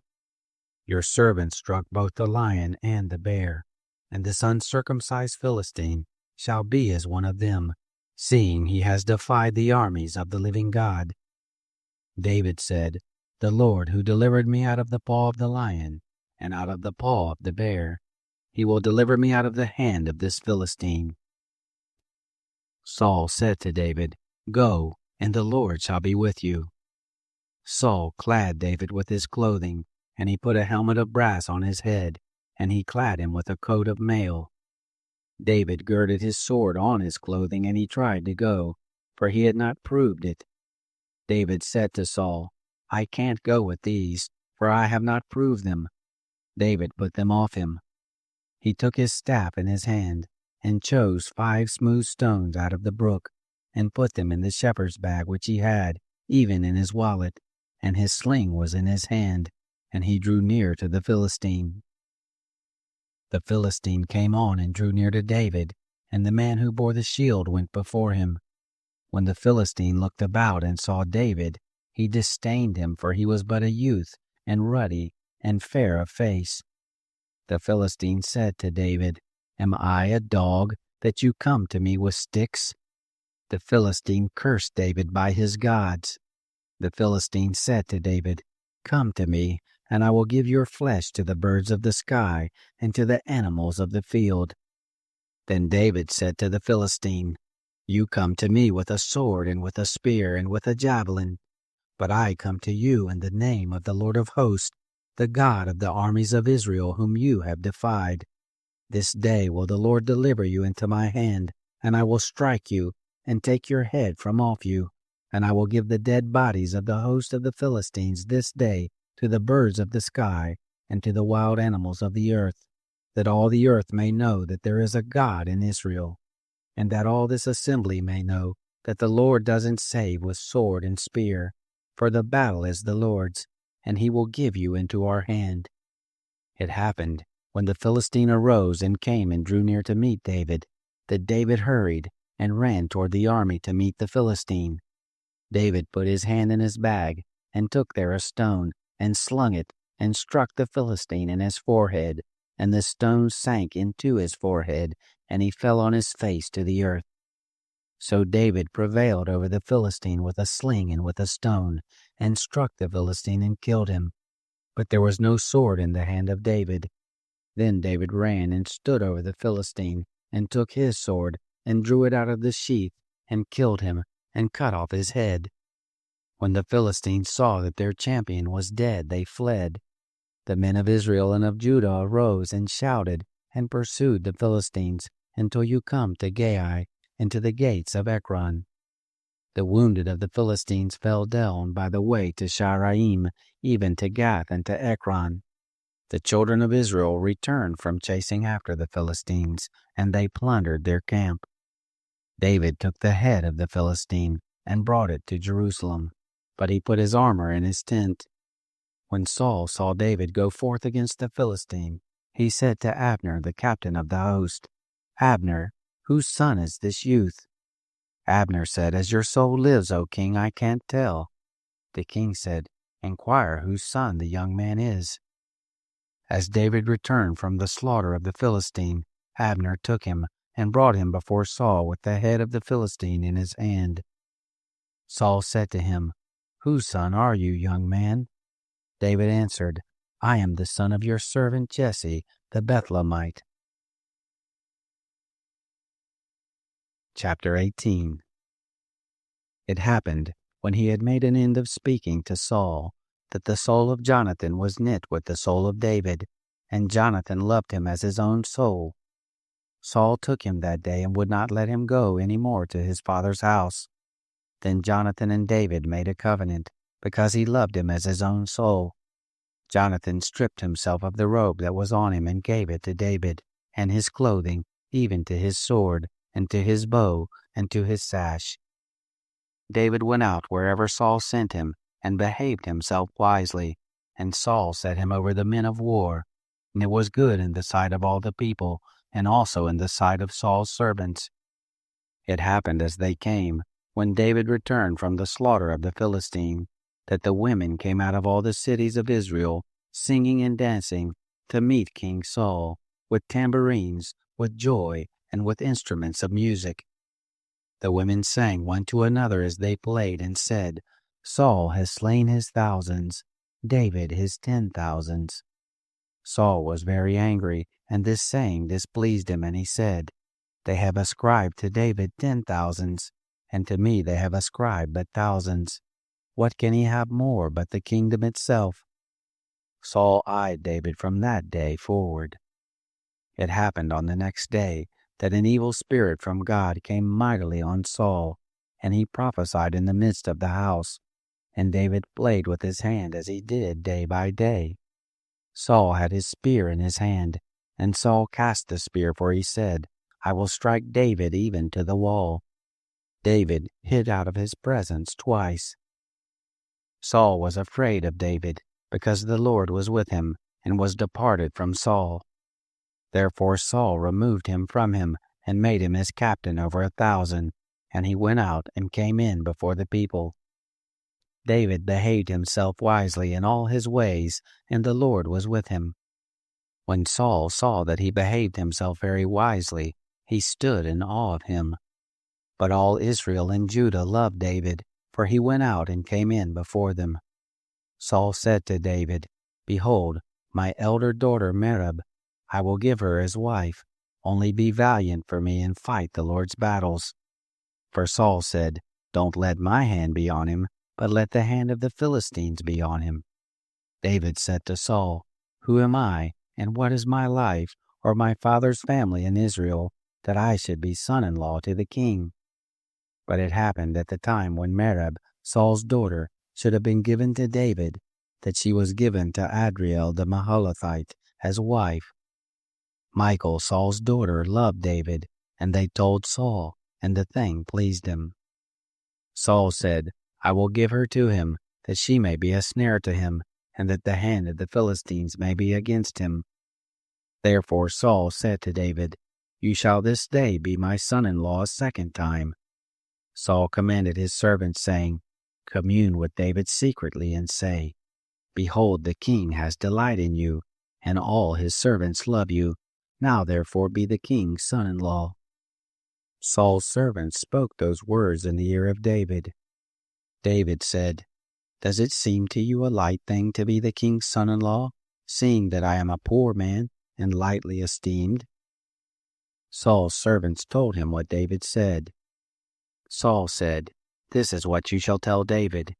The king desires no dowry except 100 foreskins of the Philistines, to be avenged on the king's enemies." Now Saul thought to make David fall by the hand of the Philistines. When his servants told David these words, it pleased David well to be the king's son-in-law. the days were not expired. And David arose and went, he and his men, and killed of the Philistines 200 men. And David brought their foreskins, and they gave them in full number to the king, that he might be the king's son-in-law. Saul gave him Michal his daughter as wife.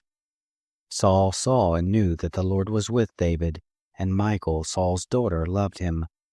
Saul was more afraid of David, and Saul was David's enemy continually.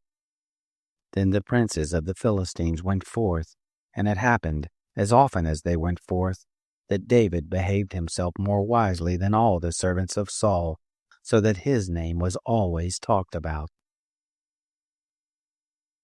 Chapter 19. Saul spoke to Jonathan his son, and to all his servants, that they should kill David. But Jonathan, Saul's son, delighted in David. Jonathan told David, saying, Saul my father seeks to kill you. Now therefore please take care of yourself in the morning, and live in a secret place, and hide yourself, and I will go out and stand beside my father in the field where you are, and I will commune with my father about you, and if I see anything I will tell you. Jonathan spoke good of David to Saul his father, and said to him, Don't let the king sin against his servant, against David, because he has not sinned against you, and because his works have been very good toward you, for he put his life in his hand, and struck the Philistine, and the Lord worked a great victory for all Israel. You saw it and did rejoice. Why then will you sin against innocent blood, to kill David without a cause? Saul listened to the voice of Jonathan, and Saul swore, As the Lord lives, he shall not be put to death. Jonathan called David, and Jonathan told him all those things. Jonathan brought David to Saul, and he was in his presence as before. There was war again, and David went out and fought with the Philistines, and killed them with a very great slaughter, and they fled before him. An evil spirit from the Lord was on Saul, as he sat in his house with his spear in his hand, and David was playing with his hand. Saul sought to strike David, even to the wall with the spear, but he slipped away out of Saul's presence, and he struck the spear into the wall, and David fled and escaped that night. Saul sent messengers to David's house to watch him, and to kill him in the morning, and Michal, David's wife, told him, saying, If you don't save your life tonight, tomorrow you will be slain. So Michal led David down through the window, and he went and fled and escaped. Michal took the teraphim, and laid it in the bed, and put a pillow of goat's hair at the head of it, and covered it with the clothes. When Saul sent messengers to take David, she said, He is sick. Saul sent the messengers to see David, saying, Bring him up to me in the bed, that I may kill him. When the messengers came in, behold, the teraphim was in the bed, with the pillow of goat's hair at its head. Saul said to Michal, Why have you deceived me, and let my enemy go, so that he has escaped? Michal answered Saul, He said to me, Let me go, why should I kill you? Now David fled and escaped, and came to Samuel to Ramah, and told him all that Saul had done to him. He and Samuel went and lived in Naioth. It was told Saul, saying, Behold, David is at Naioth in Ramah. Saul sent messengers to take David, and when they saw the company of the prophets prophesying, and Samuel standing his head over them, the Spirit of God came on the messengers of Saul, and they also prophesied. When it was told Saul, he sent other messengers, and they also prophesied. Saul sent messengers again the third time, and they also prophesied. Then he went himself to Ramah, and came to the great well that is in Seku, and he asked and said, Where are Samuel and David? One said, Behold, they are at Naioth in Ramah. He went there to Naioth in Ramah, and the Spirit of God came on him also, and he went on and prophesied until he came to Naioth in Ramah. He also stripped off his clothes, and he also prophesied before Samuel, and lay down naked all that day and all that night. Therefore they say, Is Saul also among the prophets? Chapter 20. David fled from Naioth in Ramah, and came and said before Jonathan, What have I done, and what is my iniquity? What is my sin before your father, that he seeks my life? He said to him, Far from it, you shall not die. Behold, my father does nothing either small or great, but that he tells it to me. And why should my father hide this thing from me? It is not so. David swore moreover and said, Your father knows well that I have found favor in your eyes. And he says, Don't let Jonathan know this, lest he be grieved. But truly, as the Lord lives, and as your soul lives, there is but a step between me and death. Then Jonathan said to David, Whatever your soul desires, I will do it for you. David said to Jonathan, Behold, tomorrow is the new moon, and I should not fail to sit with the king at meat. But let me go, that I may hide myself in the field to the third day at evening. If your father misses me at all, then say, David earnestly asked leave of me that he might run to Bethlehem to his city, for it is a yearly sacrifice there for all the family. If he says, It is well, your servant shall have peace. But if he is angry, then know that evil is determined by him. Therefore deal kindly with your servant, for you have brought your servant into a covenant of the Lord with you. But if there be in me iniquity, kill me yourself, for why should you bring me to your father? Jonathan said, Far be it from you, for if I should at all know that evil were determined by my father to come on you, then wouldn't I tell you that? Then David said to Jonathan, Who will tell me if your father answers you roughly? Jonathan said to David, Come and let us go out into the field. They went out, both of them, into the field. Jonathan said to David, The Lord, the God of Israel, be witness. When I have asked my father about this time tomorrow, or the third day, behold, if there be good toward David, shall I not then send to you and tell it to you? The Lord do so to Jonathan, and more also, should it please my father to do you evil, if I don't disclose it to you, and send you away that you may go in peace, and the Lord be with you, as he has been with my father. You shall, not only while I yet live, show me the loving kindness of the Lord, that I not die, but also you shall not cut off your kindness from my house forever. No, not when the Lord has cut off the enemies of David, every one from the surface of the earth. So Jonathan made a covenant with the house of David, saying, The Lord will require it at the hand of David's enemies. Jonathan caused David to swear again for the love that he had to him, for he loved him as he loved his own soul. Then Jonathan said to him, Tomorrow is the new moon, and you will be missed, because your seat will be empty. When you have stayed 3 days, you shall go down quickly, and come to the place where you did hide yourself when the business was at hand, and shall remain by the stone Ezel. I will shoot 3 arrows on the side of it, as though I shot at a mark. Behold, I will send the boy, saying, Go, find the arrows. If I tell the boy, Behold, the arrows are on this side of you, take them and come. Then there is peace to you, and no hurt, as the Lord lives. But if I say this to the boy, Look, the arrows are beyond you, then go your way, for the Lord has sent you away.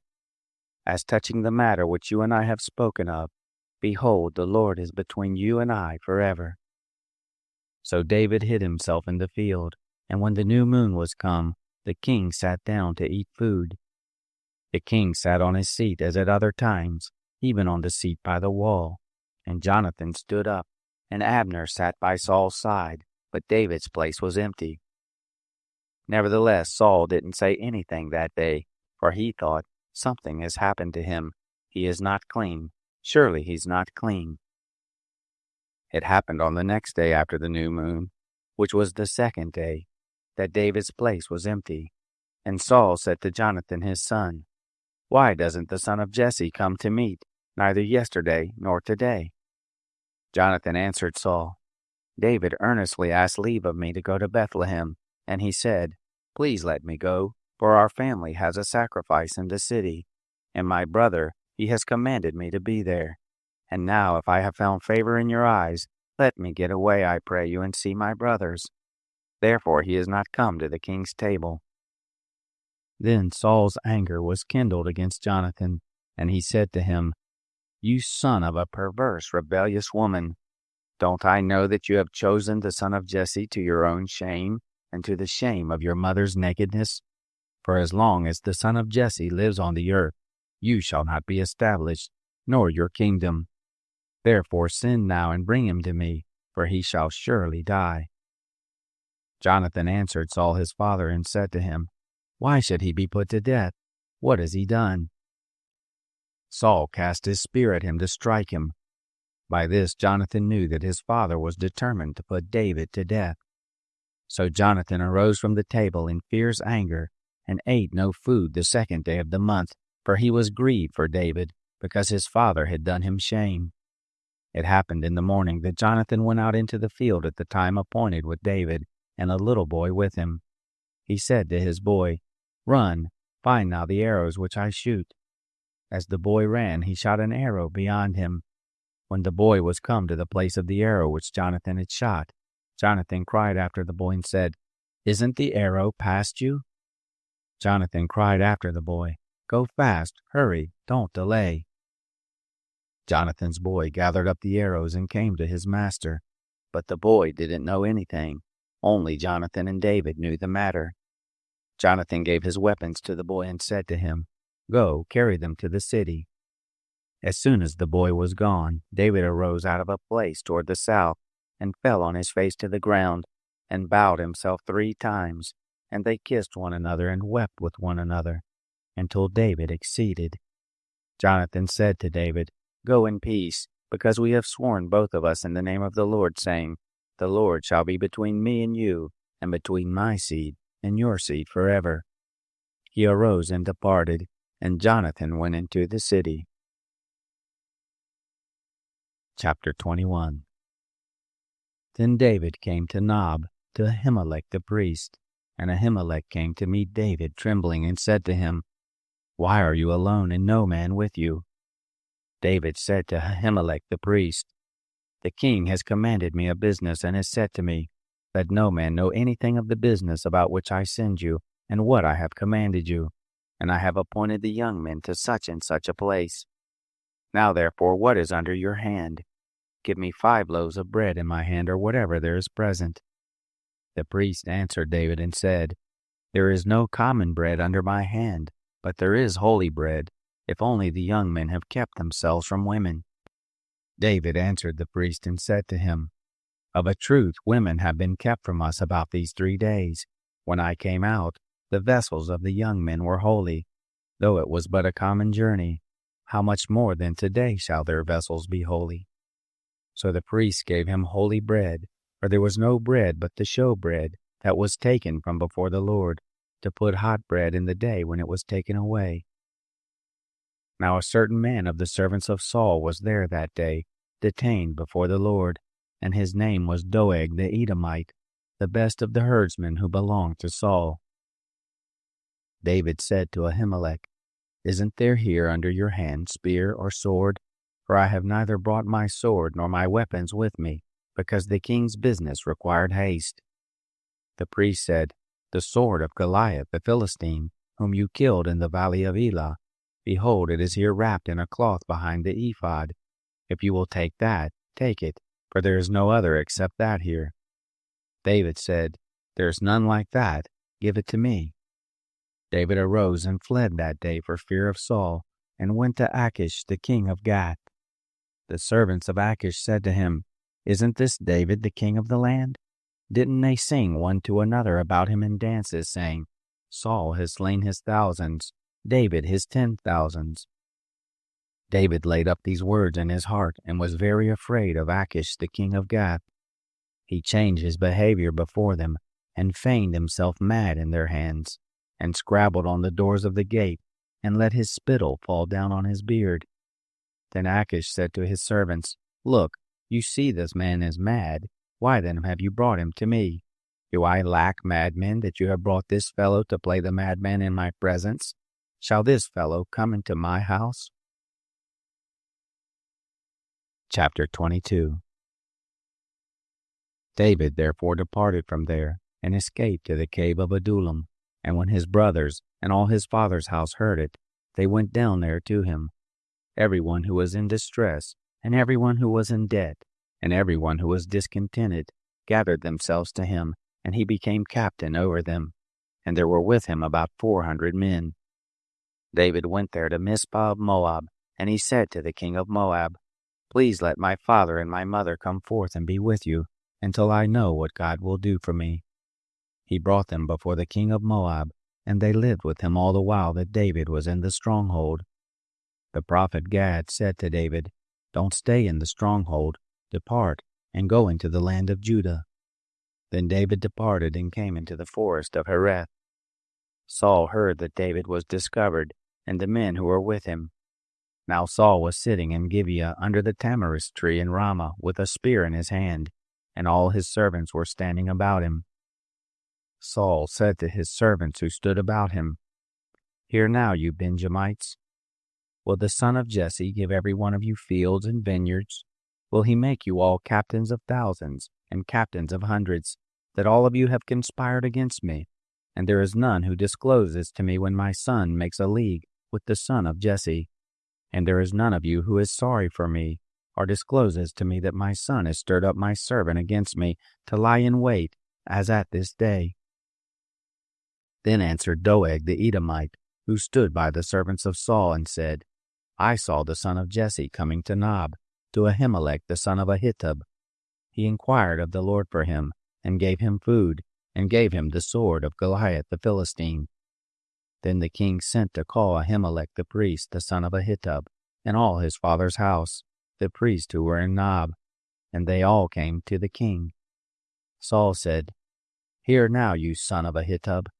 He answered, "Here I am, Lord." Saul said to him, "Why have you conspired against me, you and the son of Jesse, and that you have given him bread and a sword, and have inquired of God for him, that he should rise against me to lie in wait, as at this day?" Then Ahimelech answered the king and said, "Who among all your servants is so faithful as David, who is the king's son-in-law, and is taken into your counsel, and is honorable in your house? Have I today begun to inquire of God for him?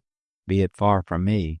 Don't let the king impute anything to his servant, nor to all the house of my father, for your servant knows nothing of all this, less or more." The king said, "You shall surely die, Ahimelech, you and all your father's house." The king said to the guard who stood about him, "Turn and kill the priest of the Lord, because their hand also is with David, and because they knew that he fled and didn't disclose it to me." But the servants of the king wouldn't put forth their hand to fall on the priest of the Lord. The king said to Doeg, "You turn and fall on the priest." Doeg the Edomite turned, and he fell on the priest, and he killed on that day 85 persons who wore a linen ephod. Nob, the city of the priest, he struck with the edge of the sword, both men and women, children and nursing babies, and oxen and donkeys and sheep with the edge of the sword. One of the sons of Ahimelech, the son of Ahitub, named Abiathar, escaped and fled after David.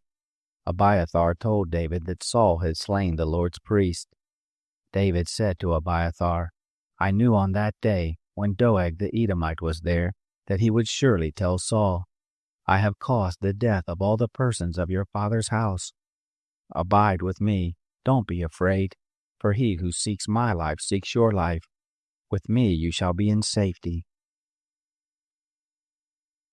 Chapter 23. They told David, saying, "Behold, the Philistines are fighting against Keilah, and are robbing the threshing floors." Therefore David inquired of the Lord, saying, "Shall I go and strike these Philistines?"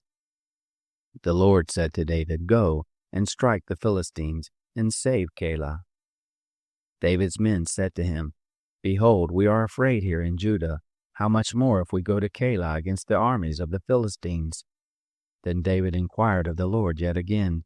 The Lord answered him and said, "Arise, go down to Keilah, for I will deliver the Philistines into your hand." David and his men went to Keilah, and fought with the Philistines, and brought away their cattle, and killed them with a great slaughter. So David saved the inhabitants of Keilah. It happened, when Abiathar, the son of Ahimelech, fled to David to Keilah, that he came down with an ephod in his hand. It was told Saul that David was come to Keilah. Saul said, God has delivered him into my hand, for he is shut in by entering into a town that has gates and bars. Saul summoned all the people to war to go down to Keilah to besiege David and his men. David knew that Saul was devising mischief against him, and he said to Abiathar the priest, Bring here the ephod. Then David said, O Lord, the God of Israel, your servant has surely heard that Saul seeks to come to Keilah to destroy the city for my sake. Will the men of Keilah deliver me up into his hand? Will Saul come down as your servant has heard? O Lord, the God of Israel, I beg you, tell your servant. The Lord said, He will come down. Then David said, Will the men of Keilah deliver up me and my men into the hand of Saul? The Lord said, They will deliver you up. Then David and his men, who were about 600, arose and departed out of Keilah, and went wherever they could go.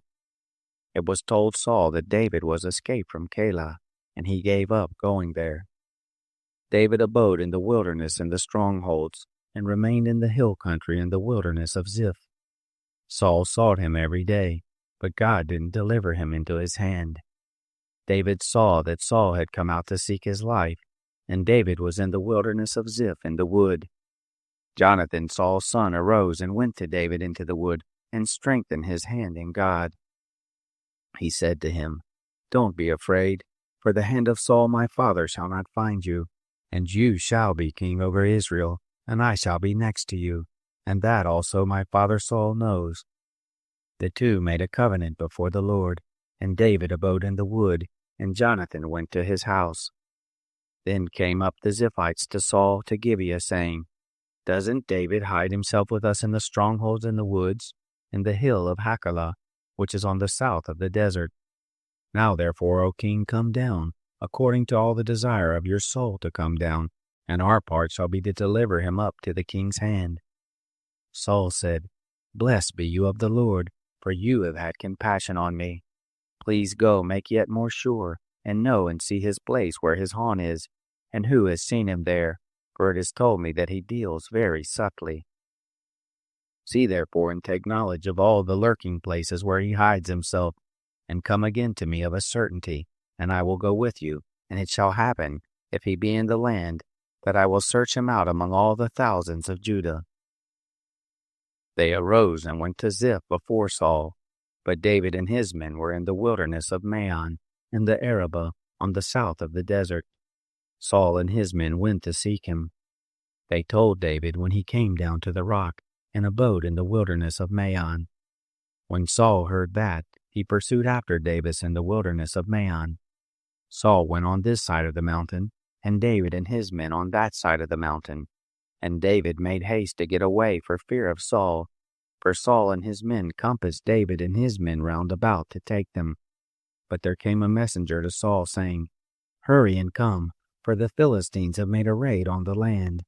So Saul returned from pursuing after David and went against the Philistines. Therefore they called that place Selah Hamalekoth. David went on from there and lived in the strongholds of En-gedi. Chapter 24. It happened, when Saul was returned from following the Philistines, that it was told him, saying, Behold, David is in the wilderness of En-gedi. Then Saul took 3,000 chosen men out of all Israel, and went to seek David and his men on the rocks of the wild goats. He came to the sheep pens by the way where there was a cave, and Saul went in to relieve himself. Now David and his men were abiding in the innermost parts of the cave. The men of David said to him, Behold, the day of which the Lord said to you, Behold, I will deliver your enemy into your hand, and you shall do to him as it shall seem good to you. Then David arose and cut off the skirt of Saul's robe secretly. It happened afterward that David's heart struck him because he had cut off Saul's skirt. He said to his men, The Lord forbid that I should do this thing to my Lord, the Lord's anointed, to put forth my hand against him, seeing he is the Lord's anointed. So David checked his men with these words, and didn't allow them to rise against Saul.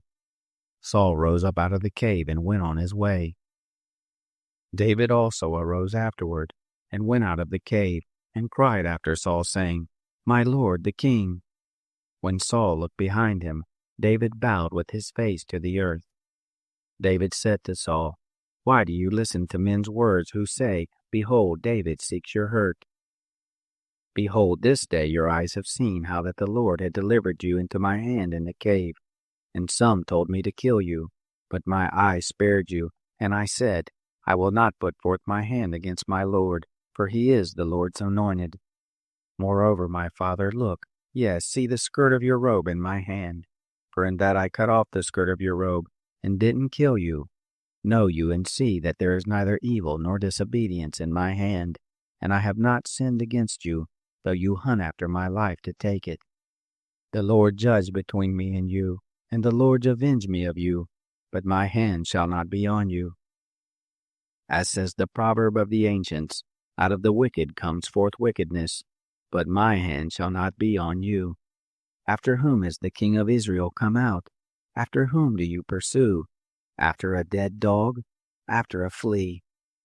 The Lord therefore be judge, and give sentence between me and you, and see, and plead my cause, and deliver me out of your hand. It came to pass, when David had made an end of speaking these words to Saul, that Saul said, Is this your voice, my son David? Saul lifted up his voice and wept. He said to David, You are more righteous than I, for you have rendered to me good, whereas I have rendered to you evil. You have declared this day how that you have dealt well with me, because when the Lord had delivered me up into your hand, you didn't kill me. For if a man finds his enemy, will he let him go away unharmed? Therefore may the Lord reward you in good for that which you have done to me this day. Now behold, I know that you shall surely be king, and that the kingdom of Israel shall be established in your hand. Swear now therefore to me by the Lord, that you will not cut off my seed after me, and that you will not destroy my name out of my father's house. David swore to Saul. Saul went home, but David and his men got them up to the stronghold. Chapter 25. Samuel died, and all Israel gathered themselves together and lamented him, and buried him in his house at Ramah. David arose and went down to the wilderness of Paran. There was a man in Maon whose possessions were in Carmel, and the man was very great, and he had about 3,000 sheep, and 1,000 goats, and he was shearing his sheep in Carmel. Now the name of the man was Nabal, and the name of his wife Abigail, and the woman was of a good understanding, and of a beautiful face. But the man was churlish and evil in his doings, and he was of the house of Caleb. David heard in the wilderness that Nabal was shearing his sheep. David sent 10 young men, and David said to the young men, Go up to Carmel, and go to Nabal, and greet him in my name. And thus shall you tell him who lives in prosperity, Peace be to you, and peace be to your house, and peace be to all that you have. Now I have heard that you have shearers. Your shepherds have now been with us, and we did them no hurt, neither was there anything missing to them, all the while they were in Carmel. Ask your young men, and they will tell you. Therefore let the young men find favor in your eyes, for we come in a good day. Please give whatever comes to your hand to your servants and to your son David. When David's young men came, they spoke to Nabal according to all those words in the name of David. Nabal answered David's servants and said, Who is David, and who is the son of Jesse? There are many servants nowadays who break away from their masters. Shall I then take my bread and my water and my meat that I have killed for my shearers, and give it to men who I don't know where they come from? So David's young men turned on their way and went back, and came and told him according to all these words. David said to his men, Put on your sword. They girded every man his sword, and David also grabbed his sword, and there went up after David about 400 men, and 200 stayed with the baggage. But one of the young men told Abigail, Nabal's wife, saying, Behold, David sent messengers out of the wilderness to greet our master, and he railed at them. But the men were very good to us, and we were not hurt, neither missed we anything as long as we were with them, when we were in the fields. They were a wall to us both by night and by day, all the while we were with them keeping the sheep. Now therefore know and consider what you will do, for evil is determined against our master and against all his house, for he is such a worthless fellow that one can't speak to him." Then Abigail made haste, and took 200 loaves, and 2 bottles of wine, and 5 sheep ready dressed, and 5 measures of parched grain, and 100 clusters of raisins, and 200 cakes of figs, and laid them on donkeys. She said to her young men, "Go on before me. Behold, I come after you." But she didn't tell her husband Nabal. It was so, as she rode on her donkey and came down by the covert of the mountain, that behold, David and his men came down toward her, and she met them. Now David had said, "Surely in vain have I kept all that this fellow has in the wilderness, so that nothing was missed of all that pertained to him, and he has returned me evil for good. God do so to the enemies of David, and more also, if I leave of all that belongs to him by the morning light so much as one man-child." When Abigail saw David, she hurried and alighted from her donkey, and fell before David on her face, and bowed herself to the ground. She fell at his feet and said, "On me, my lord, on me be the iniquity, and please let your handmaid speak in your ears. Hear the words of your handmaid. Please don't let my lord regard this worthless fellow, even Nabal, for as his name is, so is he. Nabal is his name, and folly is with him. But I, your handmaid, didn't see the young men of my lord, whom you did send. Now therefore, my lord, as the Lord lives, and as your soul lives, seeing the Lord has withheld you from blood guiltiness, and from avenging yourself with your own hand. Now therefore let your enemies, and those who seek evil to my lord, be as Nabal. Now this present which your servant has brought to my lord, let it be given to the young men who follow my lord. Please forgive the trespass of your handmaid, for the Lord will certainly make my lord a sure house, because my lord fights the battles of the Lord, and evil shall not be found in you all your days. Though men be risen up to pursue you, and to seek your soul, yet the soul of my lord shall be bound in the bundle of life with the Lord your God, and the souls of your enemies, them he shall sling out, as from the hollow of a sling. It shall come to pass, when the Lord shall have done to my lord according to all the good that he has spoken concerning you, and shall have appointed you prince over Israel, that this shall be no grief to you, nor offense of heart to my lord, either that you have shed blood without cause, or that my lord has avenged himself. When the Lord shall have dealt well with my lord, then remember your handmaid." David said to Abigail, "Blessed be the Lord, the God of Israel, who sent you this day to meet me. And blessed be your discretion, and blessed be you that you have kept me this day from blood guiltiness, and from avenging myself with my own hand. For in very deed, as the Lord, the God of Israel, lives, who has withheld me from hurting you, except you had hurried and come to meet me, surely there wouldn't have been left to Nabal by the morning light so much as one man-child." So David received of her that which he had brought him, and he said to her, "Go up in peace to your house. Behold, I have listened to your voice, and have accepted your person." Abigail came to Nabal, and behold, he held a feast in his house, like the feast of a king. And Nabal's heart was merry within him, for he was very drunken. Therefore she told him nothing, less or more, until the morning light. It happened in the morning, when the wine was gone out of Nabal, that his wife told him these things, and his heart died within him, and he became as a stone. It happened about 10 days after, that the Lord struck Nabal so that he died.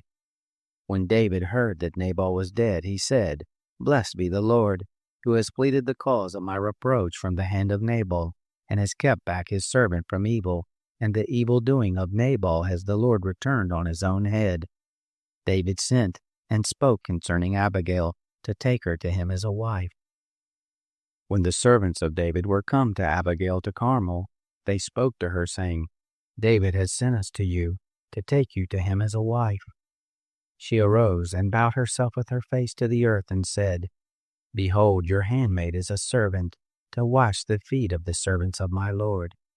Abigail hurried and arose, and rode on a donkey, with 5 ladies of hers who followed her, and she went after the messengers of David, and became his wife. David also took Ahinoam of Jezreel, and they became both of them his wives. Now Saul had given Michal his daughter, David's wife, to Palti the son of Laish, who was of Galim. Chapter 26. The Ziphites came to Saul to Gibeah, saying, "Doesn't David hide himself in the hill of Hachilah, which is before the desert?" Then Saul arose and went down to the wilderness of Ziph, having 3,000 chosen men of Israel with him, to seek David in the wilderness of Ziph. Saul encamped in the hill of Hachilah, which is before the desert by the way. But David abode in the wilderness, and he saw that Saul came after him into the wilderness. David therefore sent out spies, and understood that Saul was come of a certainty. David arose and came to the place where Saul had encamped. And David saw the place where Saul lay, and Abner the son of Ner, the captain of his host. And Saul lay within the place of the wagons, and the people were encamped round about him. Then answered David and said to Ahimelech the Hittite, and to Abishai the son of Zeruiah, brother of Joab, saying, "Who will go down with me to Saul to the camp?" Abishai said, "I will go down with you." So David and Abishai came to the people by night, and behold, Saul lay sleeping within the places of the wagons, with his spear stuck in the ground at his head, and Abner and the people lay round about him. Then Abishai said to David, "God has delivered up your enemy into your hand this day. Now therefore please let me strike him with the spear to the earth at one stroke, and I will not strike him the second time." David said to Abishai, "Don't destroy him, for who can put forth his hand against the Lord's anointed and be guiltless?" David said, "As the Lord lives, the Lord will strike him, or his day shall come to die, or he shall go down into battle and perish. The Lord forbid that I should put forth my hand against the Lord's anointed. But now please take the spear that is at his head, and the jar of water, and let us go." So David took the spear and the jar of water from Saul's head, and they got away, and no man saw it, nor knew it, neither did any awake, for they were all asleep, because a deep sleep from the Lord was fallen on them.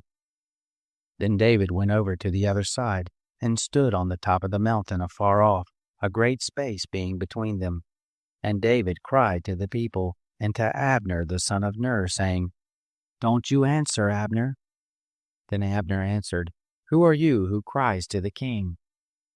David said to Abner, "Aren't you a valiant man? And who is like you in Israel? Why then have you not kept watch over your lord the king? For there came one of the people in to destroy the king your lord. This thing isn't good that you have done. As the Lord lives, you are worthy to die, because you have not kept watch over the king, the Lord's anointed. Now see where the king's spear is, and the jar of water that was at his head." Saul knew David's voice and said, "Is this your voice, my son David?" David said, "It is my voice, my lord, O king." He said, "Why does my lord pursue after his servant? For what have I done, or what evil is in my hand? Now therefore please let my lord the king hear the words of his servant. If it be the Lord has stirred you up against me, let him accept an offering. But if it be the children of men, cursed be they before the Lord, for they have driven me out this day, that I shouldn't cling to the Lord's inheritance, saying, Go serve other gods. Now therefore don't let my blood fall to the earth away from the presence of the Lord. For the king of Israel is come out to seek a flea, as when one does hunt a partridge in the mountains." Then Saul said, "I have sinned. Return, my son David, for I will no more do you harm, because my life was precious in your eyes this day. Behold, I have played the fool, and have erred exceedingly." David answered, "Behold the spear, O king. Let then one of the young men come over and get it. The Lord will render to every man his righteousness and his faithfulness, because the Lord delivered you into my hand today, and I wouldn't put forth my hand against the Lord's anointed. Behold, as your life was much set by this day in my eyes, so let my life be much set by in the eyes of the Lord, and let him deliver me out of all oppression." Then Saul said to David, "Blessed be you, my son David. You shall both do mightily, and shall surely prevail." So David went his way, and Saul returned to his place. Chapter 27. David said in his heart, "I shall now perish one day by the hand of Saul. There is nothing better for me than that I should escape into the land of the Philistines, and Saul will despair of me, to seek me any more in all the borders of Israel, so I shall escape out of his hand. David arose and passed over, he and the 600 men who were with him, to Achish the son of Maoch, king of Gath. David lived with Achish at Gath, he and his men, every man with his household, even David with his 2 wives, Ahinoam the Jezreelitess, and Abigail the Carmelitess, Nabal's wife. It was told Saul that David was fled to Gath, and he sought no more again for him. David said to Achish, "If I have now found favor in your eyes, let them give me a place in one of the cities of the country, that I may dwell there. For why should your servant dwell in the royal city with you?" Then Achish gave him Ziklag that day. Why, Ziklag pertains to the kings of Judah to this day. The number of the days that David lived in the country of the Philistines was a full year and 4 months. David and his men went up and made a raid on the Geshurites and the Girzites and the Amalekites, for those nations were the inhabitants of the land who were of old, as you go to Shur, even to the land of Egypt. David struck the land, and saved neither man nor woman alive, and took away the sheep, and the oxen, and the donkeys, and the camels, and the clothing, and he returned and came to Achish. Achish said, "Against whom have you made a raid today?" David said, "Against the south of Judah, and against the south of the Jerahmeelites, and against the south of the Kenites." David saved neither man nor woman alive to bring them to Gath, saying, lest they should tell of us, saying, "So did David, and so has his manner been all the while he has lived in the country of the Philistines." Achish believed David, saying, "He has made his people Israel to utterly hate him. Therefore he shall be my servant forever." Chapter 28.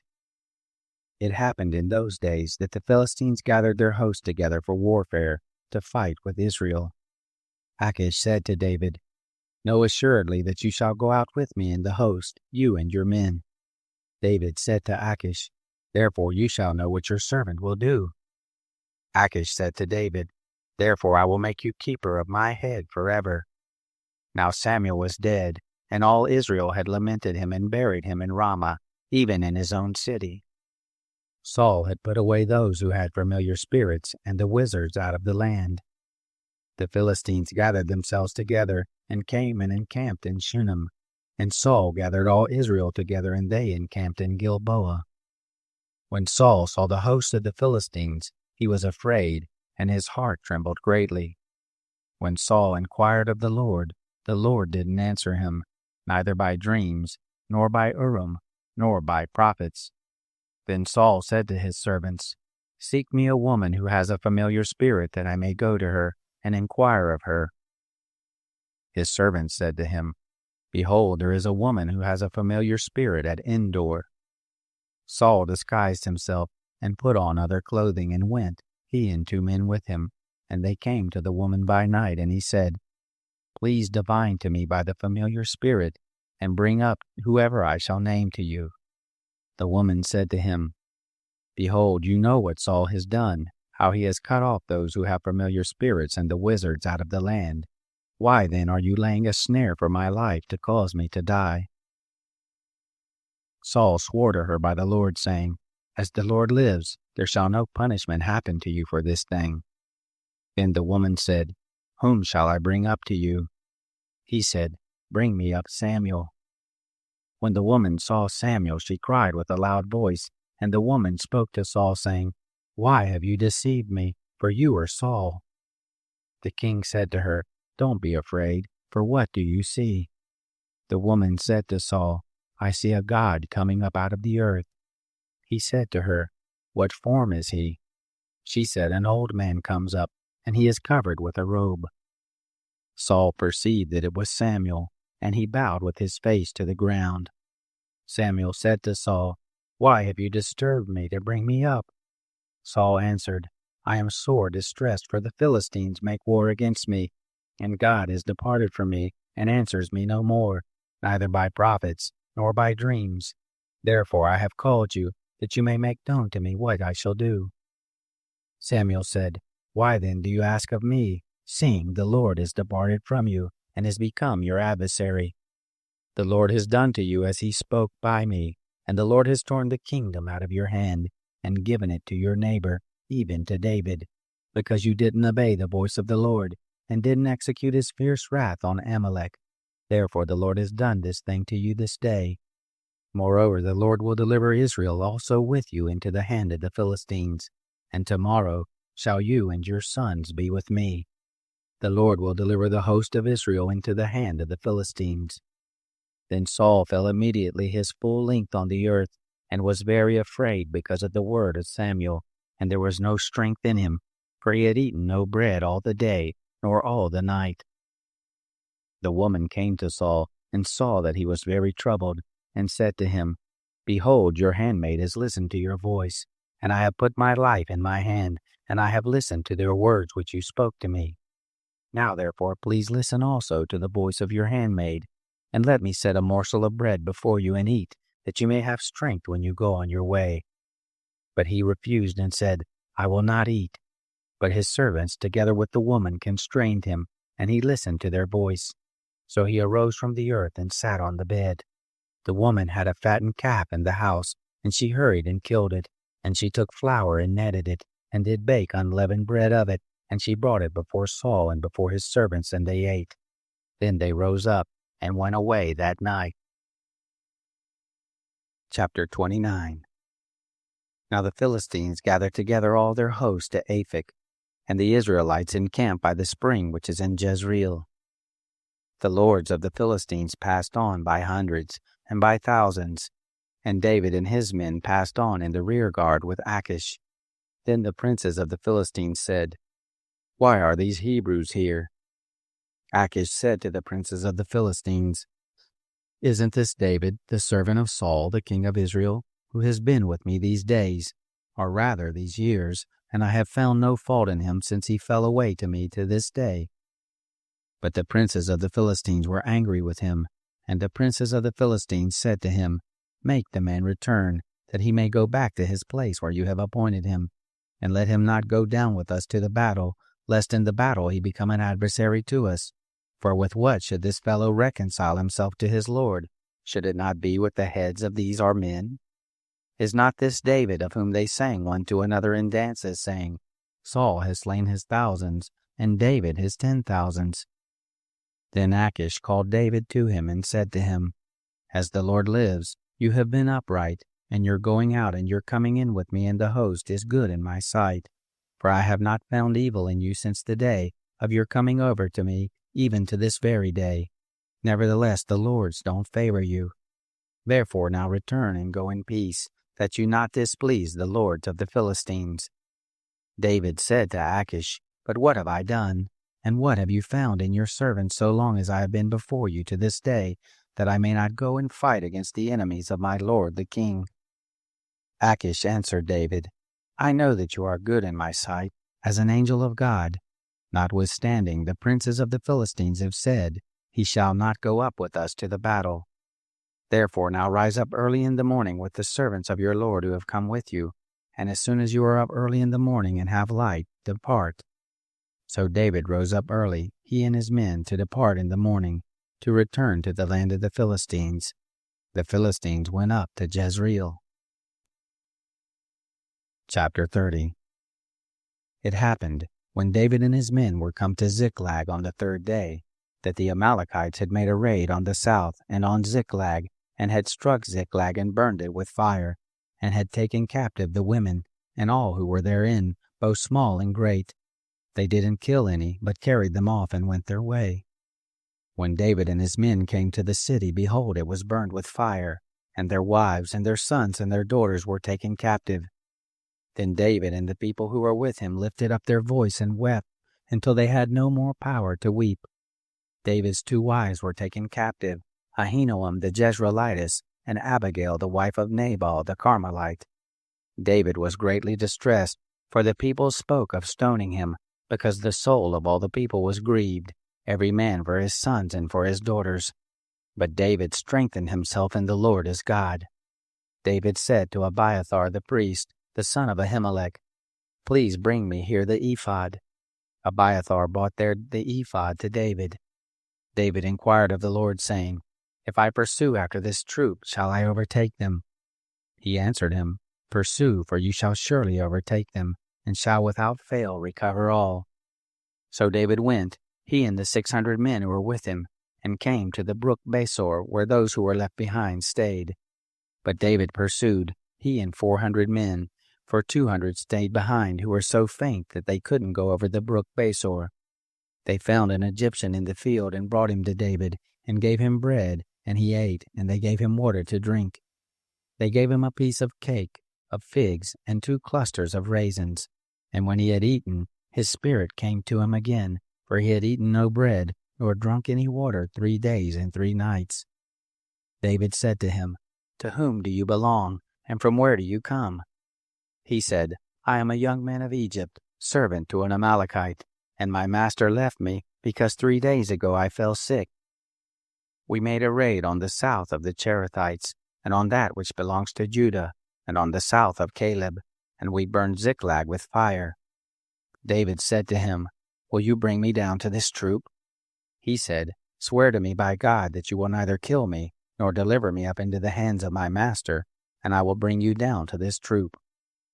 When he had brought him down, behold, they were spread abroad over all the ground, eating and drinking and dancing, because of all the great spoil that they had taken up out of the land of the Philistines, and out of the land of Judah. David struck them from the twilight even to the evening of the next day, and there was not a man of them that escaped, except 400 young men who rode on camels and fled. David recovered all that the Amalekites had taken, and David rescued his 2 wives. There was nothing lacking to them, neither small nor great, neither sons nor daughters, neither spoil, nor anything that they had taken to them. David brought back all. David took all the flocks and the herds which they drove before those other cattle, and said, This is David's spoil. David came to the 200 men who were so faint they could not follow David, whom also they had made to stay by the brook Besor. And they went forth to meet David, and to meet the people who were with him. And when David came near to the people, he greeted them. Then answered all the wicked men and base fellows of those who went with David, and said, Because they didn't go with us, we will not give them anything of the spoil that we have recovered, except to every man his wife and his children, that he may lead them away and depart. Then David said, You shall not do so, my brothers, with that which the Lord has given to us, who has preserved us, and delivered the troop that came against us into our hand. Who will listen to you in this matter? For as his share is who goes down to the battle, so shall his share be who tarries by the baggage. They shall all share alike. It was so from that day forward that he made it a statute and an ordinance for Israel to this day. When David came to Ziklag, he sent of the spoil to the elders of Judah, even to his friends, saying, Behold, a present for you from the spoil of the enemies of the Lord. To those who were in Bethel, and to those who were in Ramoth of the south, and to those who were in Jatir, and to those who were in Aroer, and to those who were in Siphmoth, and to those who were in Eshtemoa, and to those who were in Rachal, and to those who were in the cities of the Jerahmeelites, and to those who were in the cities of the Kenites, and to those who were in Hormah, and to those who were in Borashan, and to those who were in Athak, and to those who were in Hebron, and to all the places where David himself and his men used to stay. Chapter 31. Now the Philistines fought against Israel, and the men of Israel fled from before the Philistines, and fell down slain on Mount Gilboa. The Philistines followed hard on Saul and on his sons, and the Philistines killed Jonathan, and Aminadab, and Malchishua, the sons of Saul. The battle went sore against Saul, and the archers overtook him, and he was greatly distressed by reason of the archers. Then Saul said to his armor-bearer, Draw your sword and thrust me through, lest these uncircumcised ones come and thrust me through and abuse me. But his armor-bearer would not, for he was very afraid. Then Saul took his sword and fell on it. When his armor-bearer saw that Saul was dead, he likewise fell on his sword and died with him. So Saul died, and his 3 sons, and his armor-bearer, and all his men that same day together. When the men of Israel who were on the other side of the valley, and those who were beyond the Jordan, saw that the men of Israel fled, and that Saul and his sons were dead, they forsook the cities and fled, and the Philistines came and lived in them. It happened on the next day, when the Philistines came to strip the slain, that they found Saul and his 3 sons fallen on Mount Gilboa. They cut off his head, and stripped off his armor, and sent into the land of the Philistines round about to carry the news to the house of their idols and to the people. They put his armor in the house of the Ashtaroth, and they fastened his body to the wall of Bethshan. When the inhabitants of Jabesh Gilead heard concerning him that which the Philistines had done to Saul, all the valiant men arose, and went all night, and took the body of Saul and the bodies of his sons from the wall of Bethshan. And they came to Jabesh, and burnt them there. They took their bones, and buried them under the tamarisk tree in Jabesh, and fasted 7 days.